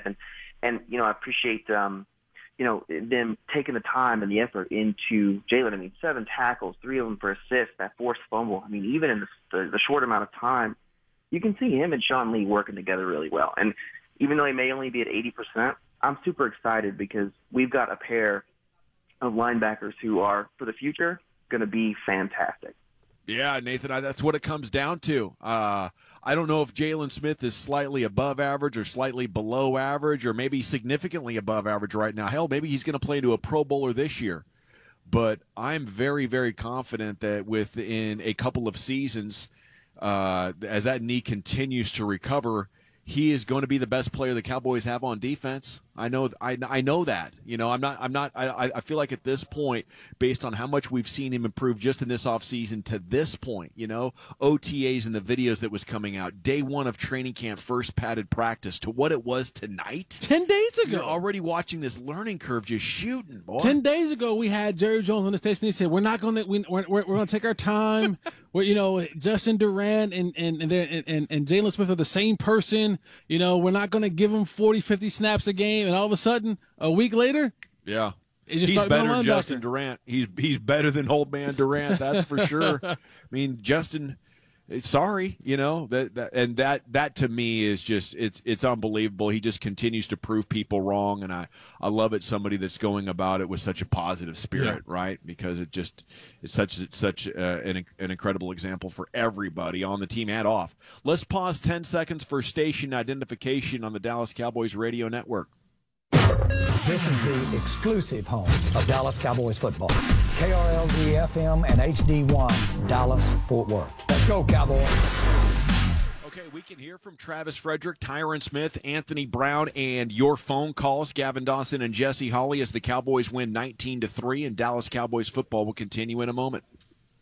What up, barbecue? At Blue Cross and Blue Shield of Texas, we know that our members bring passion to their everyday. But when it comes to their favorite team, they're not afraid to bring a little something extra. I bring my lucky socks, I bring my lucky sweatshirt, and I always bring my family. When I go to the game, I bring my binoculars because I can't afford the good seats. I bring my appetite. You kidding me? I mean, best restaurant in the city. Bring my dad's hat. Oh, that's sweet. I know he's watching. I bring my heart. And fingers crossed. I bring energy, excitement. I bring hope that this year is our year. It doesn't matter if it's game day or maybe just one of your off days. At Blue Cross and Blue Shield, we're inspired by what inspires you. Because as your biggest fan, we want to make sure you bring confidence to wherever the season takes you. And that's why you know what to bring. Your Blue Cross and Blue Shield of Texas card. So go ahead and bring it. Through it all. I bring the D, she brings the fence. Blue Cross and Blue Shield of Texas, a division of Healthcare Service Corporation, a mutual legal reserve company. Are you shopping for fine wine, craft beer, or premium liquor? If so, be sure to stop by your neighborhood goody-goody. With low prices and an incredible selection, our friendly beverage specialist can help you find the right drink for any occasion. Goody-goody. Toast of the town. Discover low prices, expert service, and grand selection on all your favorite wine, beer, and liquor at one of 14 DFW area locations. Find your nearest store at goodygoody.com. That's goodygoody.com.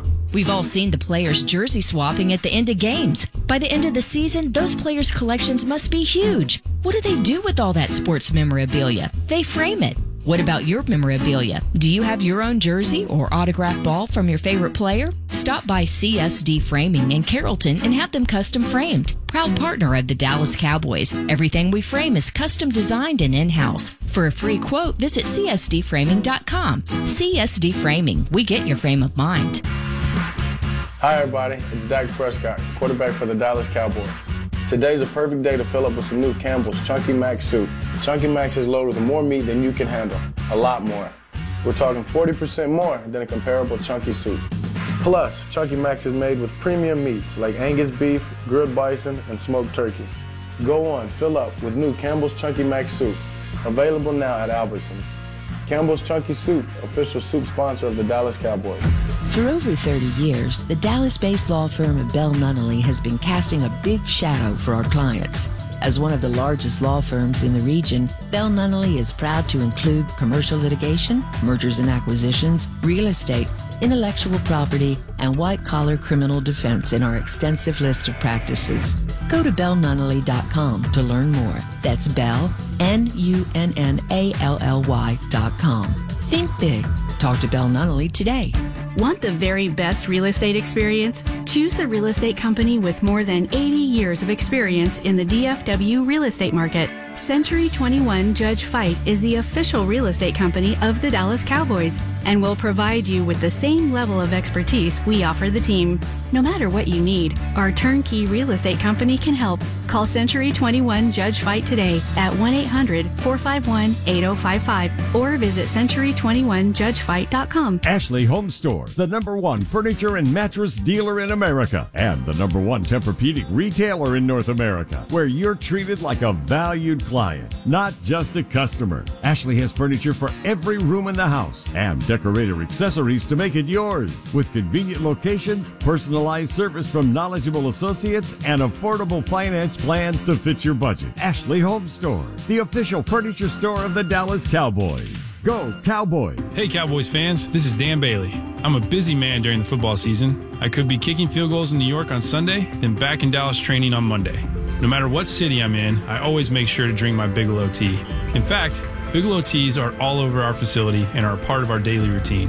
From the hand-picked teas to carefully selected ingredients, all protected in their signature foil pouch because flavor matters.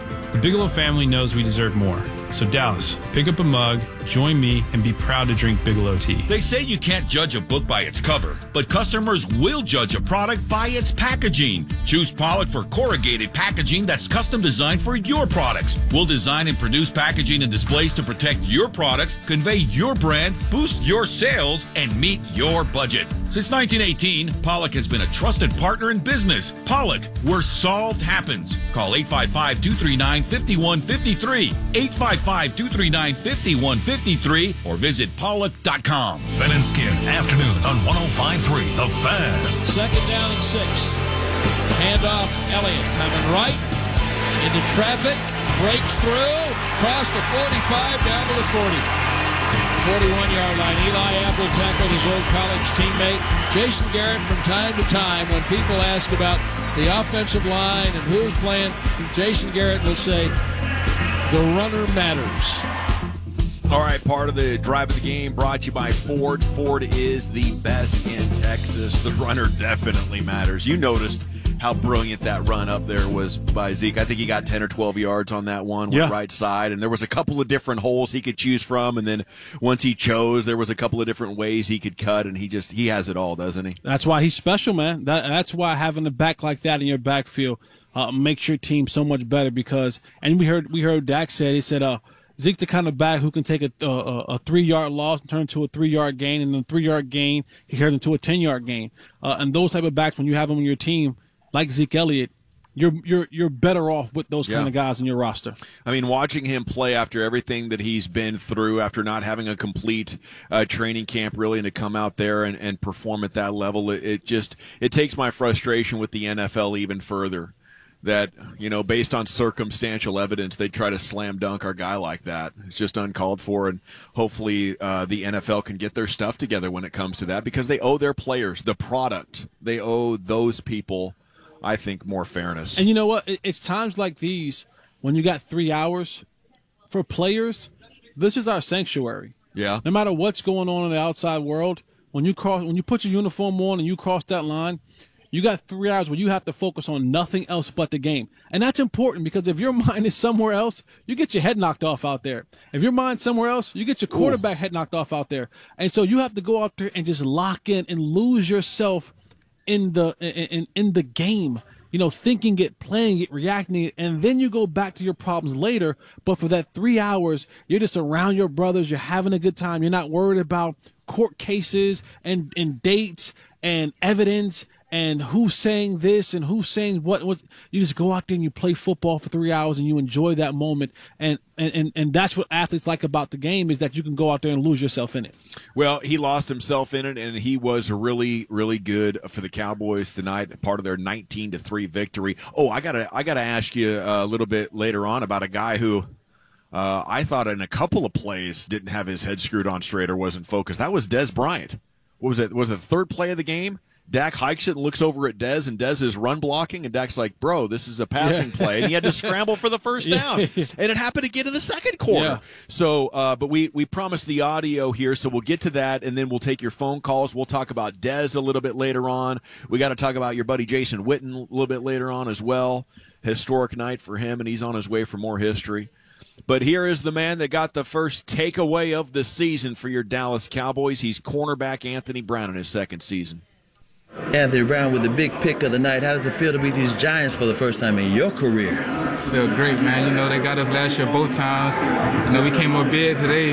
Defense only giving up 3 points, not giving up any touchdowns. You know, we played sound defense, you know. Great win for us today. Let me tell you how dominant you guys were. 35 yards rushing for the Giants and less than 200 yards from Eli. You guys were on fire. What got into everybody? Because you made a statement, really. We hearing this all season about how the Giants, we can't beat the Giants. They are kryptonite and all this. We just want to come out here and prove the world wrong, show what we could do. You know, they talk bad about our secondary and stuff. We just want to show what we could do. Defensive line also got off. It got 3 sacks in the game as well. We talking about Tank got 2. Yeah, man. You know, turnover. That's what we enforce, man. Turnover, sacks, rushing cover, it goes together, man. And, we just happy for the win. We looking forward to Denver though next week. Finally on the turnover, you got that pick. Could you describe the play? Because it looked like it was a fight for the ball after you caught it. Yeah, we was in the zone coverage and I kind of just read Eli's eyes. As I'm catching the ball, I didn't expect him to be as close as he was, and he kind of tried to pull it away from me, but I wasn't letting that go. So we was gonna fight. We would be out there right now still fighting this, so I wasn't letting that ball go. Huge statement. Congratulations, Anthony Brown. Appreciate it. Yes, there he is, part of this Cowboys defense that holds the Giants to 3. Orlando Scandrick probably going to have to miss a couple of weeks. What do you think about Anthony Brown stepping into a little bit more of a prominent role for him? I think he's the one guy that we forget about. With all the new guys and adding into free agency, he's the one guy that's probably been the most consistent in his second year. He started 9 games last year, but he said something that was really key when Chris was asking him about the defense. He says the rush and the coverage is tied hand in hand. And so when you get a good rush up front, it makes it a lot easier for the guys on the back end to play coverage, right? And they're not covering for 5 or 6 seconds. They're covering for 3 seconds. It gives an opportunity to kind of jump some routes because the ball's coming out much quicker.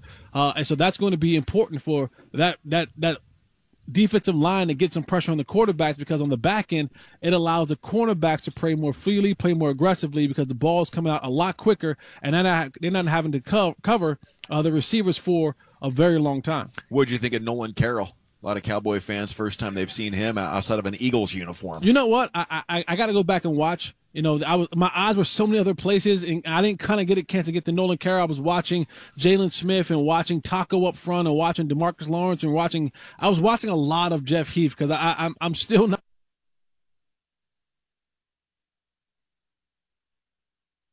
Being a Longhorn, we all share one thing. Pride. Being a Longhorn, good old Texas, we all share one thing. Pride. Good old Texas pride. And no matter how we show it loud. It ain't there just on game day. It's there Monday, Tuesday, hell, every day. It's an unstoppable force that tears through tackles, obstacles, and more importantly, your veins. It's a badge of honor.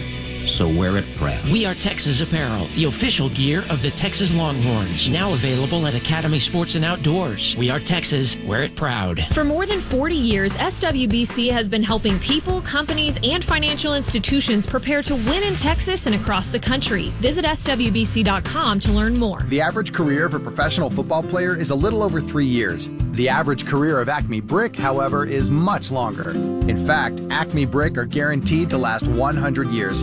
That's because Acme Brick are tough, durable, and can take hits. Yep, Acme is a real winner. So, do you think football teams should draft Acme Brick instead of players? You do. And that's why you don't own a professional football team. To get Acme Brick quality, look for the Acme name.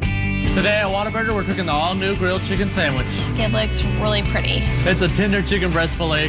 Has a wheat bun, green leaf lettuce, tomato slices, and we cover it all with our zesty water sauce. It kind of has a tangy, like a zesty flavor to it, and it just really accents the chicken. That zesty water sauce, there's nothing like it. The chicken is nice, big, and juicy. It's just amazing. This is my new go-to for sure. The all-new grilled chicken sandwich, only at Whataburger. Tastes even better than it looks. Welcome back to your live coverage of Greg's Morning Commute. Let's take a look at that instant replay. Yeah, old Greg is backing out of the drive and bam! The classic hot coffee sip and slip blips. Oh, that is one hot cup of Joseph. Yeah, he takes his eyes off the road and pow! Right into the mailbox. Oh, and he had so much drive. When the unexpected hits hard, Caliber Collision is there to get you back on Easy Street. We're America's largest collision repair company and proud partner of America's team, the Dallas Cowboys, restoring the rhythm of your life. Caliber Collision. I went to my first Cowboy football game at the Cotton Bowl when I was 10 years old. I've been a Cowboy fan ever since, in the Super Bowl years and the not-so-good ones. Teamwork is what makes winners. At the law office of Domingo Garcia, we play as a team to win your case. If you have been hurt in a car or truck accident, injured on the job, call the law office of Domingo Garcia and join our winning team. With offices in Dallas, Houston, Austin, Odessa, and Tyler, we can help you in Texas. Call 214-941-8300. 214-941-8300. When the game plan calls for fast, reliable air transportation, America counts on the global leader, Airbus Helicopters. Corporate leaders choose Airbus Helicopters for business travel. Law enforcement and emergency responders choose Airbus Helicopters to save lives. And the Army, Coast Guard, and National Guard choose Airbus Helicopters to keep Americans safe. We're the home team, based in Dallas-Fort Worth, building helicopters here in the U.S. Airbus Helicopters, a game changer in the air. Being a Longhorn, we all share one thing: pride. Good old Texas pride. And no matter how we show it loud. It ain't there just on game day. It's there Monday, Tuesday, hell, every day. It's an unstoppable force that tears through tackles, obstacles, and more importantly, your veins. It's a badge of honor. So wear it proud. We are Texas Apparel, the official gear of the Texas Longhorns. Now available at Academy Sports and Outdoors. We are Texas, wear it proud. At Blue Cross and Blue Shield, we understand what we need to bring to our members every day: security, guidance, confidence. I'm Dr. Dan McCoy, president of Blue Cross and Blue Shield of Texas. Being in Texas for over 85 years, our company knows there are certain things we can always count on: that the people in our state will bring compassion to their communities and bring comfort to each other. That's why if you're at home or at work or making a visit to the doctor or dentist, you have the Blue Cross and Blue Shield of Texas card to bring you peace of mind. It's the card that comes with a commitment to stand with you in sickness and in health. You'll find that same commitment with Blue Care Dental, because there's nothing we want more than to bring smiles to individuals, families, and businesses across Texas. So for your next visit, whether it's to your doctor, dentist, or just traveling out of town to see family, you know what to bring: the card that carries you through it all. Blue Cross and Blue Shield of Texas, a division of Healthcare Service Corporation, a mutual legal reserve company. The Dallas Cowboys Pepsi postgame show continues. Brought to you by AT&T, mobilizing your world. Pepsi, proud partner of the Dallas Cowboys. Caliber Collision, restoring the rhythm of your life. Geico, 15 minutes could save you 15% or more on car insurance. John Deere, the official tractor of the Dallas Cowboys. Raising Cane's Chicken Fingers, one love. The University of North Texas. And by Miller Lite, the only beer of the Dallas Cowboys. Snap to Prescott, looking left, deep fade for Dez, incomplete, flag on Jenkins. And Dez says to the back judge, finally, now he says to Jenkins, and Jenkins says, Dez says, yeah, man, they were going after it pretty good in the first quarter and a half, weren't they, Jess? What are they doing, Gavin? They were jawing at each other. You want to show us how they did it? What did they say? Is that what it is? On August 25th, Hurricane Harvey struck the Gulf Coast today. Your generosity will strike back. Thanks to your donations, the Salvation Army continues to help survivors and victims of this devastating weather event. Please continue your support today by texting STORM to 51555 or visiting our website, helpsalvationarmy.org. Cowboys win 19-3, so yeah, everybody's in a good mood along the radio network here tonight. We're going to take more of your phone calls before too long, 877-881-1053. But we want to get some more Cowboy player locker room audio for you, including their center, Travis Frederick. Here he was with our CA. Travis Frederick, you guys dominated the line of scrimmage, so it seems. 19-3 victory over the Giants. Did you see this in your dreams? I think in my dreams, yeah. You always dream of a victory and being able to move the ball and that kind of stuff. But they're really good. It was going to take a lot of work to do it. And I think that everything just kind of lined up to make it work out for us. You know, you guys were dominating the clock early on. The score was 6-0. I think a lot of people are uneasy, a little nervous about it. Were you concerned at all? Even though you guys were dominating the clock, the score was only 6-0 early. we knew that it was going to be tough to score points on this defense. They're traditionally one of the better ones, and the people and the pieces that they've added in the last couple of years certainly make them very talented. So we knew it was going to be a grind of a game, and that was our goal, to go out and just continue to push that and make it grind. Finally, you make a statement because you stopped a 3-game losing streak to the Giants. They swept you last year. Does it say anything for your confidence, or making a statement early on that the Dallas Cowboys are the division defending leaders? We weren't focused on the things that have happened in the past. For us, it's about this year. It's about this particular team. We have so many awesome pieces here, and it's been fun coming together as a group because there's a lot of chemistry here, and we're excited, just looking forward. Appreciate it, Travis. Oh, the would-be captain there, Travis Frederick. He always has the right things to say, doesn't he? You talk about Jason Witten. Travis Frederick has a lot of that in him as well. He would have been the 7th captain. The Cowboys were going to go 7 captains, but the NFL said, no, you can only have 6. Why they hating? I don't know, man. I think they should go ahead and open it up to 7. It makes sense to me. You got 3 levels on offense, 3 on defense, and a special teams guy. Why should that even be a limit? Thank you. Captain, man. Yeah, captain it up. It's good for the guys, right? You get a little leadership council going. You get a little feather in your cap. You get a little bit more added responsibility. Sometimes a player's ready for some responsibility. You want to hit him with something. Boom. I think it's a tool that all coaches would enjoy. But Travis Frederick said something there at the end of the cut. There's a lot of chemistry here. We feel like we got some momentum. If you take out 2015, which was horrible because Dez and Tony got hurt. Like, this thing has been running for a number of years now. This should really be like year 4 of this new Cowboys identity, and there's a lot of positive momentum. This win, even though it was new and it broke 3 in a row against the Giants that had gone the wrong way, it kind of felt like business as usual, Jesse. When you look at what this team is made up of, outside of Jason Witten, this is a relatively young group, one of the youngest group in all of football. I think the average age is like 26 years old, 27 years old, something like that. So it's a relatively young group, and all of these guys are kind of growing up together. They're learning the game together. They're being brought into this thing together. Of course, Jason Witten, a 15-year vet, he's far exceeds the timeline with these kids. But a lot of these guys listen to the same music, hang at the same clubs, have the same ideas, grew up with social media. So all these things that they have in common, it's easier to build chemistry when you don't have that age separation and that age gap like they may have with other teams. So there is chemistry here. These guys don't understand the older days. They just understand what they have right now. So they're building that chemistry, and you're starting to see it come together. And especially with the offensive line, those guys, the offensive line to me has always been one of the most close-knit groups you have in all of football. That offensive line, that they literally spend a lot of time together on and off the field. And so we hope that continues, because you're going to need that come playoff time. So what are the new musical acts you think they're listening to together? What's hot right now? Ooh. Is it your Imagine Dragons?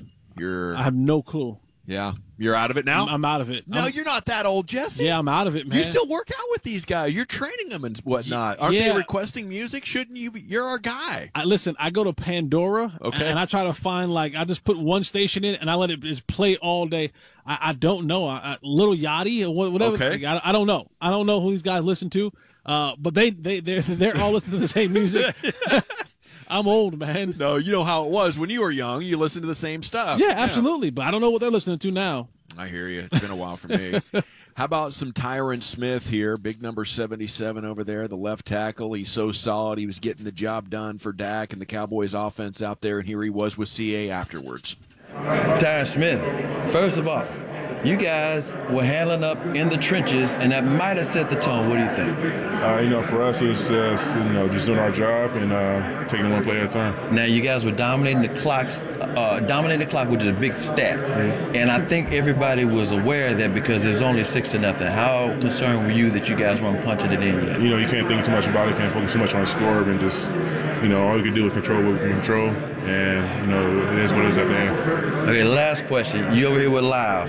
My favorite play in the game was the screen pass for T. Will, and there was an escort of like 500 or 600, maybe it was about 800 pounds, rumbling down the field. Was that fun or what? Oh, it was always fun. What about you, Lyle? Hell yeah, man. That boy can move over here. I'm telling you, it looked like, here we go. All right, thanks, Tyron. All right, thanks, Lyle. Tyron clowning on his fellow offensive lineman just because he gets to be the chiseled one. Hey, listen, not everybody gets to be 320 pounds rock solid, Tyron. But what do you think about Lyle? It was pretty much a game that was good. His name wasn't called a lot, although he did have at least the one penalty that I remember. I suppose you can read on DallasCowboys.com all the scout breakdowns, and we'll have breakdowns on the Cowboys flagship station throughout the week from our insiders. But the fact that he got through it without us, grabbing our foreheads and going, "Oh my goodness, Lyle again," that's got to be promising, because that is a tough Giants front that he faced. Absolutely, he's taking the steps to become a better player, and we've heard one of our local scouts, Brian Brown, talk about it all the time. It's not that he doesn't have the talent or the footwork or the bend or anything like that. His problem is hand placement. If I'm not mistaken, he's a left-handed player playing on the right side. So getting that right-hand punch to the defender is a little bit awkward for him, because it's his opposite hand. It's his weaker hand. So he has to work more on that opposite hand, getting a stronger punch and being able to maintain that edge on a guy coming at him. So his biggest problem. Yeah, so his biggest problem right now was just his proper hand placement and being able to get that offhand, that weaker hand, adjusted to the position where it needs to be to control that guy who's coming off the edge at him. Maybe some off-season boxing with just the one hand, Listen, I think that'll help. All right, 19-3, the final. We're going to get back into your phone calls here and give you plenty of opportunity along the radio network along this fine country to talk about your Cowboys. But let's get one more player interview in here. Dan Bailey, everybody's favorite kicker. He was money tonight once again. His long was 48 yards. He was 4 for 4, contributing 12 points in the Cowboys' 16-point victory. And his mom brought gummy bears for me today. Is that right? Yeah. What a sweetheart. Here's CA with Dan Bailey. Dan Bailey, you were automatic again. 3 field goals, but more importantly, the 2 field goals in the first half, because 6-0, even though you guys were dominating the clock, it was like not a huge lead, but you did your part. How did you feel about the pressure, knowing that the touchdowns weren't being made early on? It's just that's our job. Me and Chris were talking about that after the game, and anything less than that, we're disappointed in ourselves. So just happy to go out there and put points on the board. It's hard to get points in this league. So anytime you can put 3 up there or 6 or whatever it might be, we'll take it. So were you surprised that the Dallas Cowboys defense was dominating the Giants offense like that? Because that's not what most people expected. Not surprised at all. I felt like we had a good offseason. Everybody was showing up back in March, so a lot of team chemistry going on, and those guys on the defense are working really hard. So, they stepped up tonight. I think it was just a good team win overall. Offense played well, defense played well, special teams controlled field position really well. So everybody just kind of fed off each other with that and came out with a win. Is Dan Bailey, Mr. Automatic. He was 4 for 4 in tonight's game as the Cowboys win 19-3. He's great and he's consistent. We pretty much know what this Cowboys offense is going to do. But Chris just asked Dan Bailey about it right there, and it just hit me, man. If this defense could look close to as good as it did tonight, no, you're not going to hold them to 3 points or even on the year under 20 points or anything like that. But can we get a consistent pass rush? Because now you're talking about you're seriously a Super Bowl contender. I'm sorry, you're not beating Aaron Rodgers or Tom Brady, and you're going to have to face one, if not both of those, to make it on your way to the Super Bowl, unless you can get home with 4 or 5 guys. And tonight, your combination of defensive linemen started for the first time, maybe since Game 6 of 2015. Remember when Greg Hardy played? They sacked Tom Brady like 6 times. Yeah. That was maybe the last time where I was like, "Oh, wait, do we have something coming together?" And if that's the case, then we can really, really talk about the Cowboys becoming that balanced team that you can expect to make noise in the playoffs, not hope to make noise in the playoffs. And you also got, if you can play consistently like they played tonight, and you still have guys who are coming back from suspension, David Irving, other guys like that, you might be building something special here if they can keep that up and then continue to add those other players who are coming back from suspension. All right, we have plenty more to ask Jesse Hawley, and take your calls at 877-881-1053. Got to talk to him about a former roommate of his, Dez Bryant. Was he unfocused tonight? Is that topic with Dez back? Dallas Cowboys football will continue in a moment. Headquartered in California, Guide Dogs for the Blind pairs exceptional guide dogs with people who are blind or visually impaired at no cost. In fact, many of its graduates are enjoying more independent and fulfilling lives in Texas thanks to the wonderful guide dogs by their sides. Guide Dogs for the Blind is a national nonprofit supported entirely by private donations. It receives no government funding. Support the power of partnership by visiting guidedogs.com/Texas. Your generosity will help change lives in the great state of Texas and beyond. They say you can't judge a book by its cover, but customers will judge a product by its packaging. Choose Pollock for corrugated packaging that's custom designed for your products. We'll design and produce packaging and displays to protect your products, convey your brand, boost your sales, and meet your budget. Since 1918, Pollock has been a trusted partner in business. Pollock, where solved happens. Call 855-239-5153, 855-239-5153, or visit pollock.com. Today at Whataburger, we're cooking the all-new grilled chicken sandwich.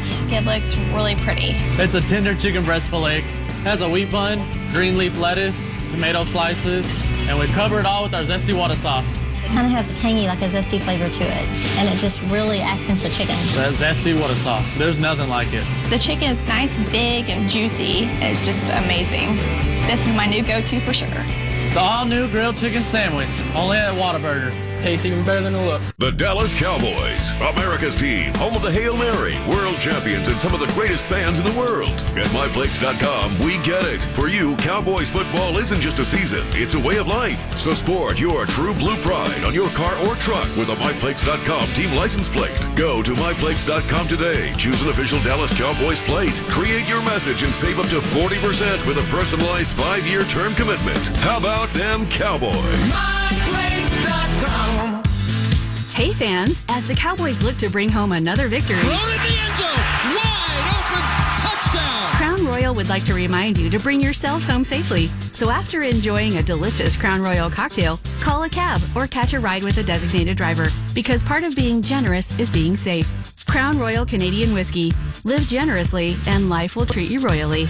30% alcohol by volume. Copyright 2017. The Crown Royal Company, Norwalk, Connecticut. Please drink responsibly. Football fans know how critical it is to have the right talent on the field. Your business is no different. Innovative has 20 years of proven success, placing thousands of professionals for managers like you. Our clients love our low-fee programs starting at 10%, quick turnaround for urgent hires, and the ability to payroll and manage talent on your own. For more info, visit gotoinnovative.com. That's GO2, innovative.com, or call 972-392-1144. We've all seen the players jersey swapping at the end of games. By the end of the season, those players' collections must be huge. What do they do with all that sports memorabilia? They frame it. What about your memorabilia? Do you have your own jersey or autographed ball from your favorite player? Stop by CSD Framing in Carrollton and have them custom framed. Proud partner of the Dallas Cowboys. Everything we frame is custom designed and in-house. For a free quote, visit csdframing.com. CSD Framing. We get your frame of mind. Ashley Home Store, the #1 furniture and mattress dealer in America, and the #1 Tempur-Pedic retailer in North America, where you're treated like a valued client, not just a customer. Ashley has furniture for every room in the house and decorator accessories to make it yours, with convenient locations, personalized service from knowledgeable associates, and affordable finance plans to fit your budget. Ashley Home Store, the official furniture store of the Dallas Cowboys. Go Cowboys! Pappas Brothers Steakhouse is recognized as one of the highest quality restaurants in the nation, featuring prime beef that is dry-aged in-house. The award-winning wine list boasts more than 3,500 selections and has received the coveted 2016 Grand Award, the highest distinction possible for wine selection by Wine Spectator. Pappas Brothers is a cut above the rest, offering a timeless dining experience unmatched in the state of Texas. Pappas Brothers Steakhouse is a proud supporter of the Dallas Cowboys. The Jason Garrett Show, Monday morning at 8:30 on The Fan. Prescott in the gun. Snap is back. Throws it left for Beasley. Gathers it in. Oh, great catch with the ball on his shoulder. And it's caught for a first down. That ball was thrown behind him. Beasley had to reach up, juggle it, pin it to his shoulder pad, flip it up in the air and catch it again and stay in bounds, and he did all of the above. It was just incredible, and you could see it in motion as the ball was just all crazy behind Cole Beasley and above him, but he remained composed. You know, he was a really, really good high school quarterback. His dad coached him. He's got, you know, so many years with the ball in his hands, and obviously plenty of experiences to draw upon, and I think you saw it happen right there, and it results in the What a Play of the game brought to you by Whataburger. He was also a pretty good basketball player. A little bit of Harlem Globetrotterness out there on the football field. We sit right next to Tony the Thrill Hill, and Tony reminds me every single week that Cole Beasley was on his AAU team in high school. So we've seen a little bit of Harlem Globetrotter out there today from Cole Beasley with that catch on the back of the nameplate with one hand while keeping his toes in bounds. Good thing he's a size 9.5 shoe, because if he was a 12, he would have been out of bounds. Man, yeah, that was great. Yeah. He stuck it, too. Congrats to Cole Beasley. We'll be talking about that one for a long time. Now, his wide receiver buddy, Dez Bryant, number 88. It's really interesting. Last year, he struggled, one catch in each game. In all training camp, it's been talked about how Dez is, you know, healthy and he's out to prove something. And, you know, he starts the game today, and it looked like, man, he's doing a lot of talking with Janoris Jenkins there. Even at one point, he struggled to get back into the huddle in time because he was too busy during a stoppage of play. Continuing the conversation with Janoris Jenkins, I don't mind my players talking too much. I don't want to be tough on Dez, but the storyline early in his career was that almost the more he looked forward to a matchup or the opportunity to prove himself, he got himself so psyched up, he was almost psyched out for the game. He was almost unfocused. On the third play of the game, Dak audibles. He snaps and looks at Dez for a pass, and Dez is in the midst of run blocking. And he was one-on-one. They just needed a couple of yards. Luckily, Dak's like, okay, I guess I'll go ahead and do this, and he got the first down. But then you fast-forward 15, 20 minutes of game time, and it's the second quarter, and there's another play where the ball is snapped, and Dak looks over to Dez, and he's doing something other than what Dak thought he was going to be doing. Maybe it was a miscommunication, and the fault goes on Dak. But as far as what I could tell from my perspective, I had to be like, well, one of the things we're going to talk about in the postgame show is that old topic of Dez getting too fired up to prove himself and prove everybody else wrong. Did that get the best of him again? What do you think? I think it did. I think you're right on the money with that one right there, that Dez is such a competitor, and he gets so hyped up, and he hears the talks. Like, and I want people to understand this. Whenever you hear an athlete come on the radio or TV or any other outlet and say that they don't hear what the media is saying, they are absolutely bold-faced liars. And I'll tell each and every one of them to their face. It is impossible in the day and time that we live in today with social media and TV and everything that you don't hear what people are saying. And if you don't think for 1 second that he didn't hear or was told about the Janoris Jenkins audio, about what Janoris Jenkins said about him during Super Bowl, about how he was limited as a route runner, if you don't think he heard Janoris Jenkins has his number, or that he had 2 catches on 14 attempts in the games last year for only 12 total yards, if you don't think for 1 second that Dez Bryant didn't hear those things, then guess what? You're absolutely fooling yourself. And so I think sometimes he gets so caught up in wanting to prove everyone wrong and saying this guy can't guard me, he can't this, he can't do that he gets so caught up in that in that argument, in that fight, that he actually loses himself in the game in a negative way. And so that's been the knock on him for so long. And you love the passion, right? That's the thing, is that you can't get guys to be that passionate consistently. No, so it would wear most people out. Exactly. Yeah. But the thing with him is that it's tough because you don't want to curb it. You don't want to deny it. You want him to have it, but you want to say, hey, just rein it all in and keep it harnessed and keep the tunnel vision on it and use that energy for good, not for bad. And so he sometimes gets so caught up in that, man, that he loses himself in the whole talking and trying to prove a point. Yeah, I think Jason Garrett's one of the best coaches in sports. There's a lot of them that preach just trying to stay in the moment and just thinking about the game going on, because if you're trying to plan for something and then you get there and it's not going exactly as you planned, it can really start playing psychological tricks on you. But Dez still went out there. He caught 2 balls for 43 yards, so he doubled his total from any one game last year. But there's still the issue of he was targeted 9 times tonight and brought in 2 of them. And last year in the second game, he was targeted 9 times and brought in 1 of them. You gave the stat 2 of 14 for the season. Is there something that happens just against the Giants in the game plan that might affect the efficiency? Is it Dak looking to Dez when everything's breaking down? Oh, no, the defensive line's getting pressure on me again. Let me wing it out here. Is throwing to Dez like his safety valve instead of throwing it away because he knows how beastly he is out there? It's safe? No, you said it earlier about Dak Prescott. You said that sometimes a defensive coordinator or a team just has your number. I think Janoris Jenkins just has his number. It's one of those guys who say, you know what? He's physical enough to play with Dez. He's a smart player. He understands route concept. He understands where you line up at, what route you can run from that. I just think Janoris Jenkins has Dez's number. And you look at today, he had, 35 yards. I want to say 90% of it all came on one play, the slant play with Janoris the tackle. So the fix is something that Dez can't do? Is that what you're saying? I'm not saying that he can't do it. I'm just saying sometimes guys have your number. It is what it is. A guy just plays you really well. And I think Janoris Jenkins may be his kryptonite. Okay, all right. That's a really interesting take there from Jesse Hawley, and the phone lines are open for you at 877-881-1053. I mean, you can't deny it, right? You can't deny it much at all. The Giants still had the Cowboys' number in a lot of ways tonight from the defensive standpoint. The Giants just can't move the ball against the Cowboys now. But, a lot of similarities between last year's games and this year's games. 877-881-1053 is the number. We are live at the Miller Lite Club here at AT&T Stadium. And let's go back out to the phones and see what you guys are thinking about this game. Line number 3 is Joe in Frisco. Thanks for calling the Cowboys postgame show. Joe, what you thinking about? I just want to say, defense played great. Offense played good, but nobody gives credit to the punters.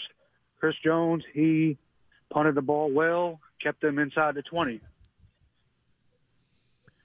Okay, Joe, we're going to get Jesse's thoughts on that. I know you played on many punt coverage teams. You probably value a lot of the great punters from over the years. You played with Mr. Dropfoot, didn't you? I did. I played with the original Dropfoot. Yeah.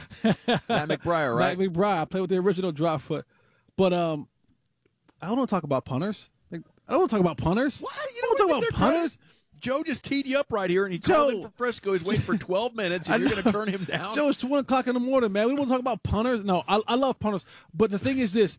A lot of times, the punters and the kickoff units, a lot of those guys, you miss that hitting yardage. When you flip the field and make a guy have to go 90, 85 yards, you miss that hitting yardage. And so he's absolutely right, Joe from Frisco. Punters do matter because I don't need a punter's mom getting on me. There you go. So, yeah, punters do matter. We've been down this path, haven't we? Yes. Give the punter his due. Thanks, Joe. We're looking for someone to call in and get clarifying thoughts on the holder and the long snapper. 45 minutes to go here on the Dallas Cowboys postgame show. I like LP Latiso. That's my guy. 877-881-1053. 19-3 they won. You're listening to the Dallas Cowboys Radio Network. Hi, I'm Tito Beverage, founder and master distiller at Tito's Handmade Vodka. In the mid-'90s, I bought a piece of land in Austin with a credit card check and built the very first micro distillery in the history of the state of Texas. I'd never built a still before, so I did some research and designed and built my own pot stills based on Prohibition-era bust photos I found in the library. I didn't know then that this was kind of the start of the American craft distilling movement right here in Austin, Texas. Cheers. 80 proof Tito's Handmade Vodka, distilled and bottled in Austin, Texas. Tito'sVodka.com. Headquartered in California, Guide Dogs for the Blind pairs exceptional guide dogs with people who are blind or visually impaired at no cost. In fact, many of its graduates are enjoying more independent and fulfilling lives in Texas thanks to the wonderful guide dogs by their sides. Guide Dogs for the Blind is a national nonprofit supported entirely by private donations. It receives no government funding. Support the power of partnership by visiting guidedogs.com/Texas. Your generosity will help change lives in the great state of Texas and beyond.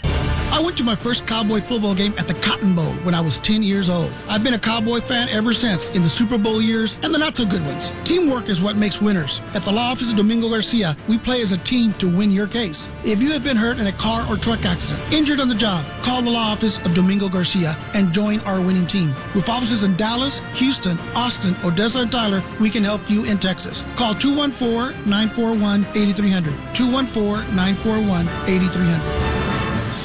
Welcome back to your live coverage of Greg's Morning Commute. Let's take a look at that instant replay.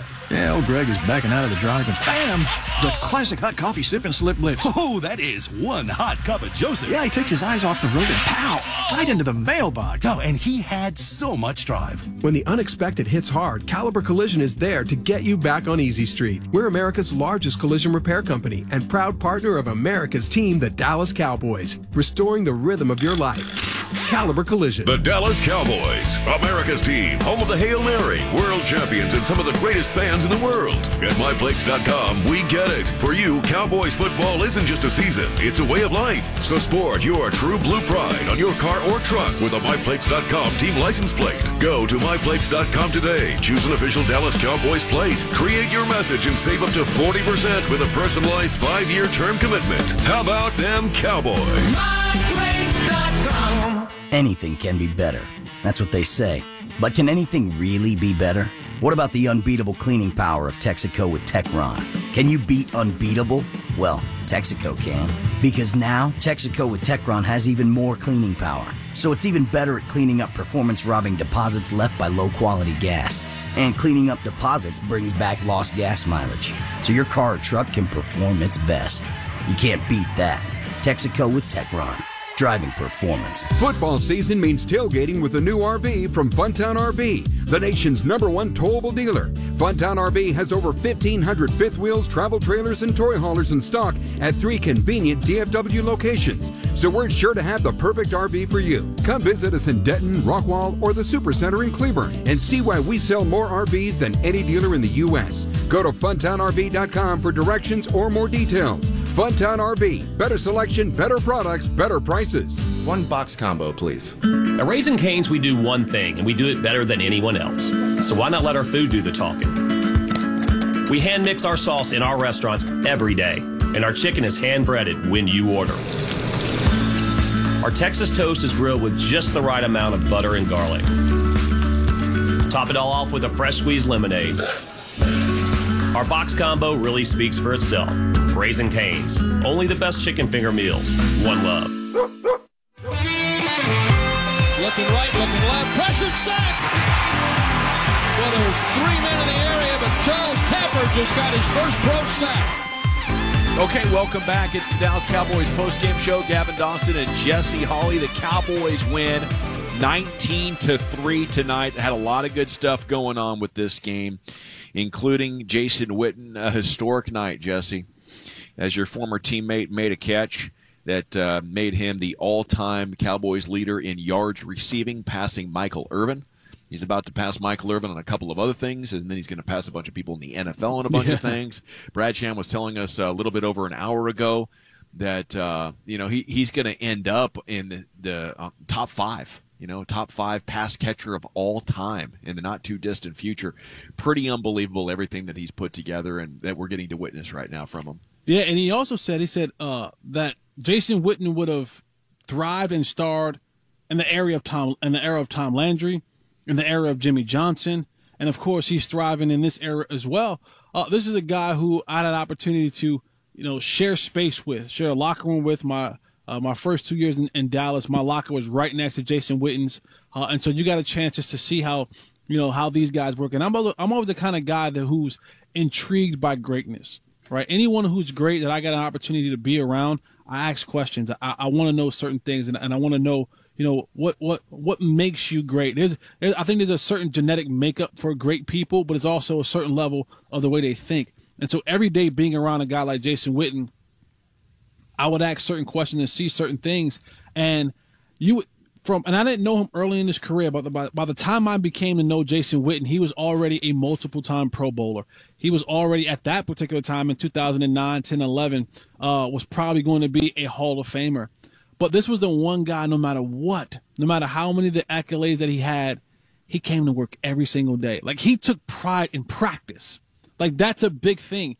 He took pride in practice, and he would always say, don't tell me about the pain, just show me the baby. This is a guy who only missed one game in a 15-year career because of a broken jaw.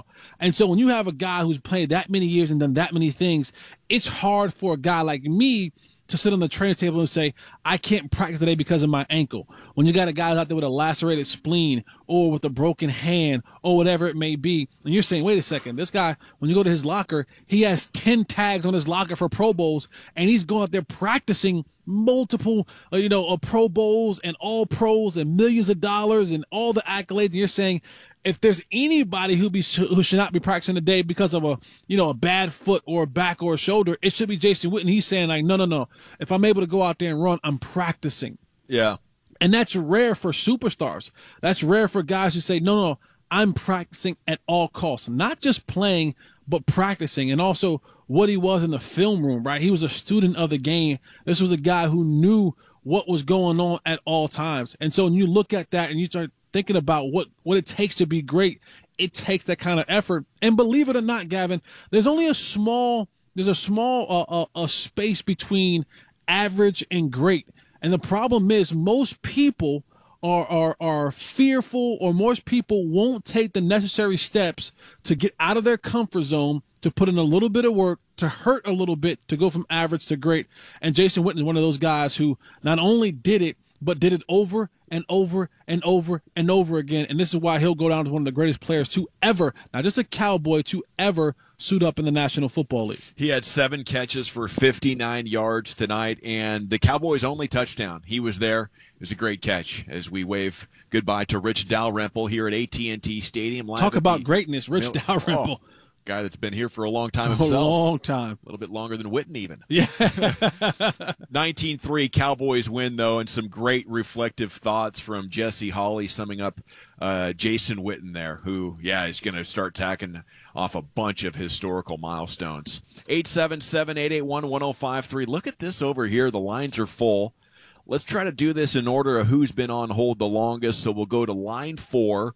Reggie is calling in to the Dallas Cowboys postgame show from Garland. Thanks, Reg. How you doing tonight?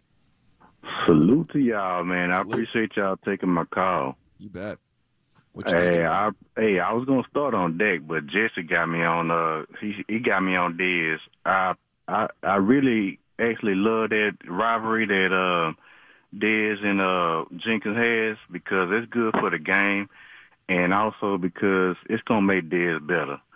Because it's I don't put Jenkins on the level of prime time, of course, but it's just like Jesse said. Sometimes they got your number. So even when prime time was going up against the GOAT, Jerry Rice, a lot of times he had his number. So I think this is gonna be good for Dez. It's gonna be good for the team. And I also think it's going to be good for Dak, because even though he had a bad game, and with the schedule that we have going forward, it's going to help him prepare for the schedule that we do have going forward. And I think it's going to make us a better team. Appreciate it, Reg and Garland. I think there's a lot of different ways to get motivated, right? You have Witten, who's probably going to be the same amount of motivated every day. Had a good game, had a bad game, showing up. Here's the work I'm putting in. I'm taking pleasure and joy out of the work. I know I'm investing in my future. And I don't know Dez as well as you do, but it seems to me like, maybe a bad game could set off a chain of events where the next 3 or 4 days he's so focused and he shows up, iron focus, and just tears up Denver next week. You know what I'm saying? There's more than one ways to get there. No, and you're absolutely right. There's more than one way to skin a cat, and I think you hit it on the head for Dez. Like he'll have a game like this. He'll go back and watch the film. They'll watch the opportunities. They'll watch what he did wrong. And he'll get so laser focused that he'll come out next game and say, I can't make that same mistake again. I can't be not aware of what the audible was, or I can't be aware of what the play call was and not be ready to play. And he might come out there because Dez, believe it or not, he wants to do good, not for himself. He wants to do good for this team. Like, he really does. He wants to go out there and do good for the team. And even tonight, at the end of the day, if it's always the Cowboys winning, he doesn't care about stats. He doesn't. Only time he cares about stats is when they don't win. And he's saying, I could have done more if you got me more involved. But he wants to come out there and do all he can and win for this team. And so I think you hit it right on the head with saying, I think after a performance like tonight, he's going to be locked in and have laser focus for the next couple of weeks. Okay, let's go to line 6, and we go all the way up to New York, the home of tonight's losers. Bill's calling from New York as the Cowboys win 19-3. How you doing, buddy? Bill. Good evening. How you doing? What's up, great. man? You guys are the best. I love you guys. Listen, Thank you. I'm so happy. After 3 games, we have won. It makes me so happy. I just look at the fact, I listen to everybody. They talk about the defense, how the defense was going to be bad. The defense has been nothing but fantastic this evening. Yeah, I hear you, Bill, and I thank you for the call up there in New York. A lot of reasons to be happy. Cowboys haven't won week 1 in a while. Yeah, against this team. Yeah, I guess it's been a number of years since you won on week 1. It's been a year and a half since you beat the Giants. Did both those things tonight. But I'm with Bill. The most exciting thing is, could we be breaking out of what this team has been? And that's a team that hasn't won double-digit games consecutive seasons in over 2 decades now. We're looking at 2 decades for that. Have not repeated in the division. Nobody's repeated this division since 2004, since the Eagles did it. Are the Cowboys about to become one of those consistently good teams? Very rare to do in the modern NFL. They have all the pieces. When you look at what they are on paper, they have all the pieces.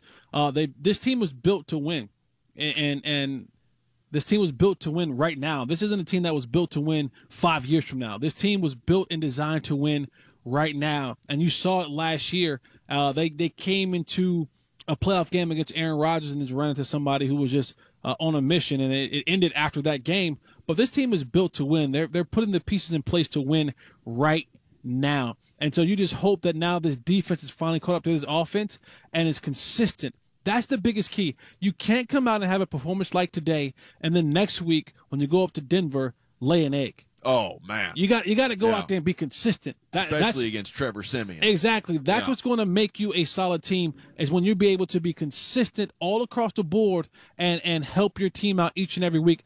Be more of a help to your team and not a liability. Line 7 is David in Austin. You're on the Cowboys postgame show. David, how you doing tonight? I'm doing great. I'm so happy we won. I'm so glad we beat them Giants finally. I can't stand them. Anyway, I think the Cowboys seem to be the team that just have that factor, that wants you. They have the intangibles. They work hard. They have great coaching. They just have the desire, like Jason says, the coach says, to be a better football team every game. And, we got star power. Are we as good as we were when DeMarco Murray was here? Not yet, but I think we're going to be better by the end of the season. And I just say, let's be world champions again. I've been waiting so long.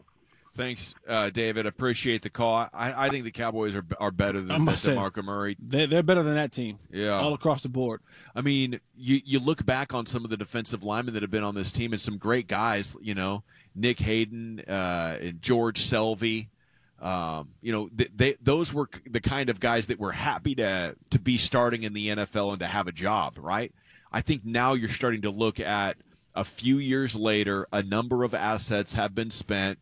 Draft picks have been used to bring in guys that have the ability to actually be difference makers, not clinging onto a roster spot, but going out there and pushing people over, like Malik Collins did tonight, run around guys like Tank did tonight.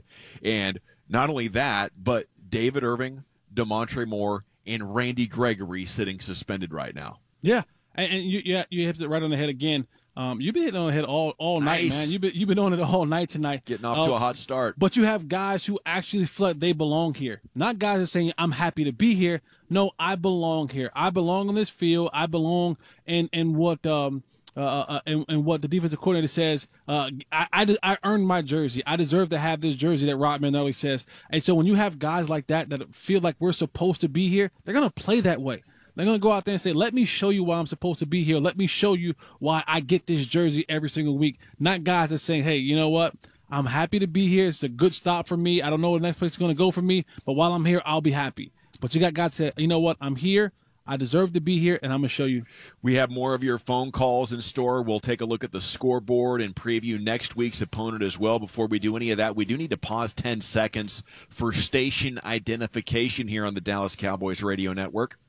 This is the exclusive home of Dallas Cowboys football. KRLD FM and HD1, Dallas, Fort Worth. Let's go, Cowboys. 19-3, Cowboys get the victory. Jason Witten with the touchdown for the boys. Dan Bailey, 4 field goals. The defense was amazing. We'll get you the defensive stand of the game, and then back to your phone calls when we get back. Dallas Cowboys football will continue in a moment. Want the very best real estate experience? Choose the real estate company with more than 80 years of experience in the DFW real estate market. Century 21 Judge Fight is the official real estate company of the Dallas Cowboys and will provide you with the same level of expertise we offer the team. No matter what you need, our turnkey real estate company can help. Call Century 21 Judge Fight today at 1-800-451-8055 or visit century21judgefight.com. Thomas, Alexander, and Forrester. Think differently. Reject boundaries. Win. Thomas, Alexander, and Forrester. Fear the Taff. Visit fearthetaff.com. Every year, football fans pull up the Raising Cane's drive-thru. Game day ready. Chicken, chicken, chicken. Which combo are you picking? Can I get a 2-box extra sauce and toast? Hydrated. Idaho. Tailgate to go. So that's 2-box combos with extra cane sauce and Texas toast, crinkle cut fries with 2 fresh squeezed lemonades, and a 25-finger tailgate. You nailed it. Raising Cane's Chicken Fingers. One love. Raising Cane's is your tailgate headquarters. Go Cowboys. Headquartered in California, Guide Dogs for the Blind pairs exceptional guide dogs with people who are blind or visually impaired at no cost. In fact, many of its graduates are enjoying more independent and fulfilling lives in Texas thanks to the wonderful guide dogs by their sides. Guide Dogs for the Blind is a national nonprofit supported entirely by private donations. It receives no government funding. Support the power of partnership by visiting guidedogs.com/Texas. Your generosity will help change lives in the great state of Texas and beyond. Anything can be better. That's what they say. But can anything really be better? What about the unbeatable cleaning power of Texaco with Techron? Can you beat unbeatable? Well, Texaco can. Because now, Texaco with Techron has even more cleaning power. So it's even better at cleaning up performance-robbing deposits left by low-quality gas. And cleaning up deposits brings back lost gas mileage. So your car or truck can perform its best. You can't beat that. Texaco with Techron. Driving performance. Today at Whataburger, we're cooking the all-new grilled chicken sandwich. It looks really pretty. It's a tender chicken breast filet. It has a wheat bun, green leaf lettuce, tomato slices, and we cover it all with our zesty water sauce. It kind of has a tangy, like a zesty flavor to it, and it just really accents the chicken. That zesty water sauce. There's nothing like it. The chicken is nice, big, and juicy. It's just amazing. This is my new go-to for sure. The all-new grilled chicken sandwich, only at Whataburger. Tastes even better than it looks. We know what we got to do. Get out there and win. That's our #1 goal. And you know how we're going to reach that goal? Preparation. If we haven't prepared to win, then we better be prepared to fail. Okay, sweetheart, let's take it down a notch. All we need to do is call SWBC at 1-866-GET-SWBC. They can help us with everything we need, from choosing the right insurance options to mortgages, even retirement planning. Yes, that's what I like to hear. We'll call 1-866-GET-SWBC. Break. Oh, honey. This is the Dallas Cowboys Pepsi postgame show, brought to you by Bigelow Tea, encouraging you to grab a mug and tea proudly. Ashley Home Store, the official furniture store of the Dallas Cowboys. Bill Nunnally, cast a big shadow. Texaco with Techron, driving performance. Goody Goody, Thomas, Alexander, and Forrester Attorneys, fear the Taff. And by Ford. Visit your local Texas Ford dealer. Ford is the best in Texas. The KNC Masterpiece, weeknights on 105.3 The Fan. Longest play of the night for the Giants. Now on first down. The ball's picked off by Anthony Brown at the 48. He threw a slant, and Brown, with outstanding coverage, picked the ball off. First takeaway of the game. All right, that was fun, and hopefully it's the beginning of an excellent year for the Cowboys in the takeaway department. They had to rally late last year just to get to double-digit takeaways. they were on pace to have the worst season in Cowboys history in that department. I don't expect it to be as few and far between this year. And they got Eli Manning in week 1, so they will head into week 2 with a 1-0 turnover to takeaway ratio. So the defensive stand of the game brought to you by Reliant, an NRG company. It's Gavin Dawson and Jesse Hawley here. One of the big storylines from the game is the play of Jaylon Smith. Do you think they've been proven right to draft him at this point? Yes. That they saw what the rest of the league couldn't? Yeah, I think they did. And when you look at what Dr. Cooper was able to do, who performed the surgery, he went out and said, listen, I think that this can be a surgery that I can perform and have success with it. And they trusted their staff because the edge was having the doctor that did the surgery. Exactly. I think that was the edge, because if you the unknown is when you look around and say there's no one really who's had this injury who's come back and had a successful career. And now you're going to say, man, if we can get the doctor on our staff to perform this surgery and have success, we're talking about now getting a top 5 player in the second round. Yeah. Right? And top 5 players are franchise-changing players. Uh-huh. And so when your doctor look at you and says, I can do this, he's putting his job, you're basically putting your job on the line. If you're a doctor and you're saying, I can do this, I can get him back and I can get this nerve regenerating, and they believe you, and they go out there and draft this guy that high, you're basically putting your job on the line. And for right now, Dr. Cooper looks like one of the world's best surgeons ever. Oh, man, you talk about a massive risk, and I think that kind of goes to the advantage of having your owner be your GM, because no other GMs would have taken that risk before we've gotten to significantly later rounds. Right. But because your owner is your GM, he doesn't have to worry about getting fired. That's Let's also do it, true. boys. Another thing about Jerry Jones is that he has that riverboat gambling mentality. He's not afraid to go out there and put his neck on the line for something that he believes in. And whether it works or doesn't work, he's still able to sleep at night because, like you said, he's the GM and the owner. He has to worry about firing himself. Yeah, the ability to take risks, sometimes it bites you and sometimes it pays off in a major way. It appears that's what's going to transpire with the Cowboys relative to Jaylon Smith. They get the victory tonight, 19-3 against the Giants. And Jaylon had a couple of plays that, he tracked down a guy. And that moment of impact, very different. We love Sean Lee. He's an amazing linebacker. But, everything that he does, plus a component of athleticism, a component of burst, of size, almost like the size that Rolanda McClain was able to bring, but in a package that has the play diagnosing and the intangibles of the other great leaders and then some. And mental stability. Yes. That matters. That matters a lot, to have the mental stability that you don't have to worry about Jaylon Smith not reporting to practice or even to the game week in and week out. You're sure that he actually does want to be an NFL Absolutely. player. What a trip that whole situation was. We're here at the Miller Lite Club, though, as the Cowboys win, and it's time to take some more of your phone calls to get your thoughts on this Cowboys team, where they are and where they headed. Is it Jory in Beaumont or Corey? Either way, sorry about not knowing your name for sure. You're on line 2, and now you're on the Dallas Cowboys postgame show. Go ahead. All right. Thanks, guys. I appreciate it. Betcha. No, my concern is, now let me just say this. I'm glad that we won, and I was impressed. But Jesse said earlier there's a small margin between being good and great, and I totally agree with that. But I think the difference is that if you're great, when you have first and goal at the 2 or 3 yard line, you run the ball when you have the best offensive line and the best running back in football. You don't put the ball in the air 3 times. And I don't believe that our offensive coordinator or our coach is not capable. I just believe that they're overthinking it. And I can see that. I appreciate the call, Jory. Let's get Jesse's thoughts on that. Because here's a team last year that, the Giants, they really smacked it to you. When you tried to line up and smash them in the mouth, they were pushing back at you, and Zeke needed 25 carries to get 100 yards, and in the first game, he didn't even get close.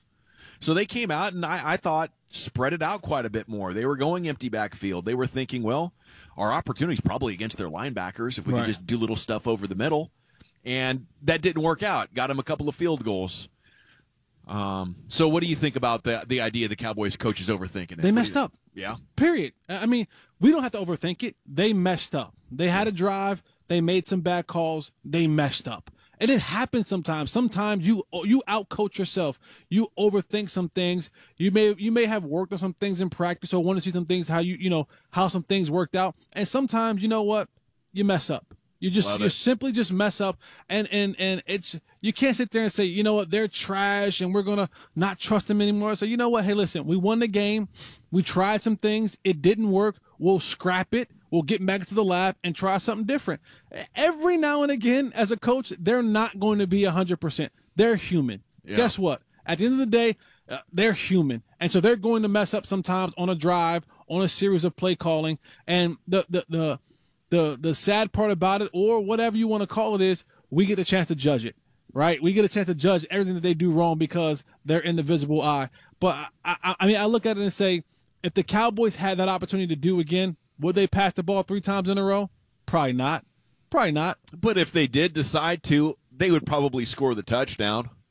I mean, Dak should have completed 2 of those. Yeah. Or Dak should have completed 1, could have completed another. And that's another thing you have to put into play. You go, listen, they called it. If Dak completes the ball, which he had an open receiver, then we are having this conversation. And I want to see him continue to push that. Just, take a series every now and then and go that way. You'll be a little less predictable, and I think you'll push more to being a little bit more balanced and develop Dak, right? When things like that happen, there's enough blame to go around. You can say, hey, pass the ball more. But like you just said, if Dak hits one of those passes and it's goes to touchdown, we're saying, oh, look at the Cowboys being a high-power offense like we want them to be. So they made a mistake. It didn't work out for them. They got the win. You chalk it up and you get better. How about Brian in Allen? You're on the Dallas Cowboys post-game show as the boys win 19-3. Brian, what's your thought? Well, actually, I got a different thought about that call.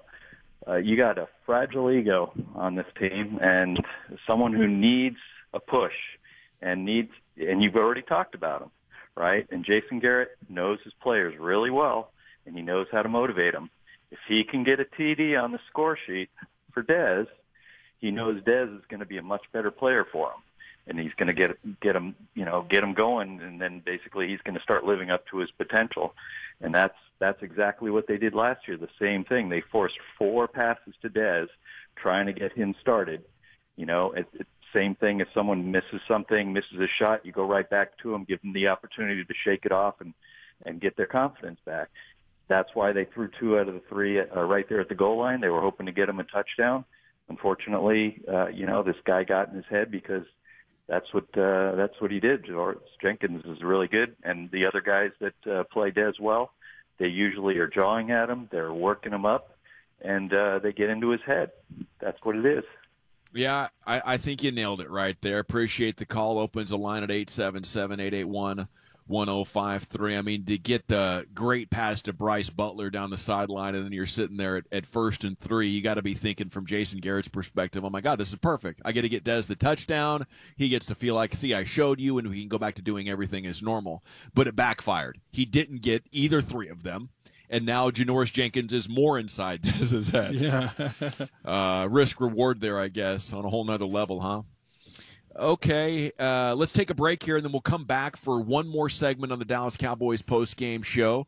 We'll get you the player of the game. We'll take a look at the box score and then finish up with a few of your phone calls. You're listening to the Dallas Cowboys Radio Network. Welcome back to your live coverage of Greg's Morning Commute. Let's take a look at that instant replay. Yeah, old Greg is backing out of the drive and bam! The classic hot coffee sip and slip lips. Oh, that is one hot cup of Joseph. Yeah, he takes his eyes off the road and pow!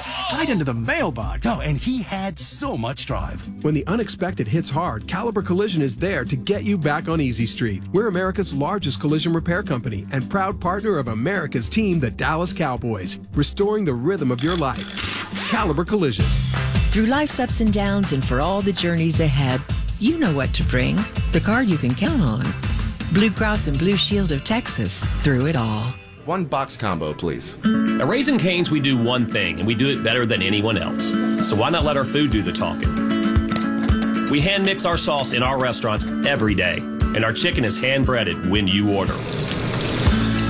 Our Texas toast is grilled with just the right amount of butter and garlic.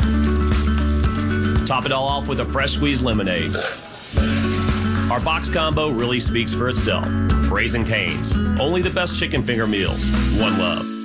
For more than 40 years, SWBC has been helping people, companies, and financial institutions prepare to win in Texas and across the country. Visit SWBC.com to learn more. For over 30 years, the Dallas-based law firm of Bell Nunnally has been casting a big shadow for our clients.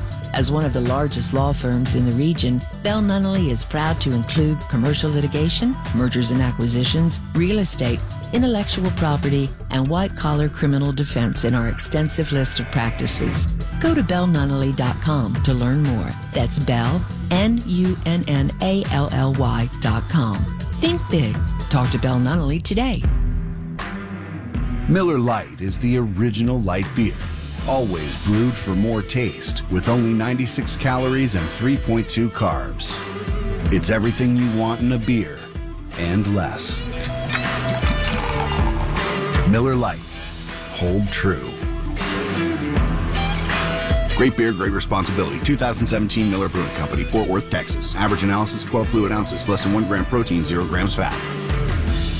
I went to my first Cowboy football game at the Cotton Bowl when I was 10 years old. I've been a Cowboy fan ever since, in the Super Bowl years and the not-so-good ones. Teamwork is what makes winners. At the law office of Domingo Garcia, we play as a team to win your case. If you have been hurt in a car or truck accident, injured on the job, call the law office of Domingo Garcia and join our winning team. With offices in Dallas, Houston, Austin, Odessa, and Tyler, we can help you in Texas. Call 214-941-8300. 214-941-8300. Today at Whataburger, we're cooking the all-new grilled chicken sandwich.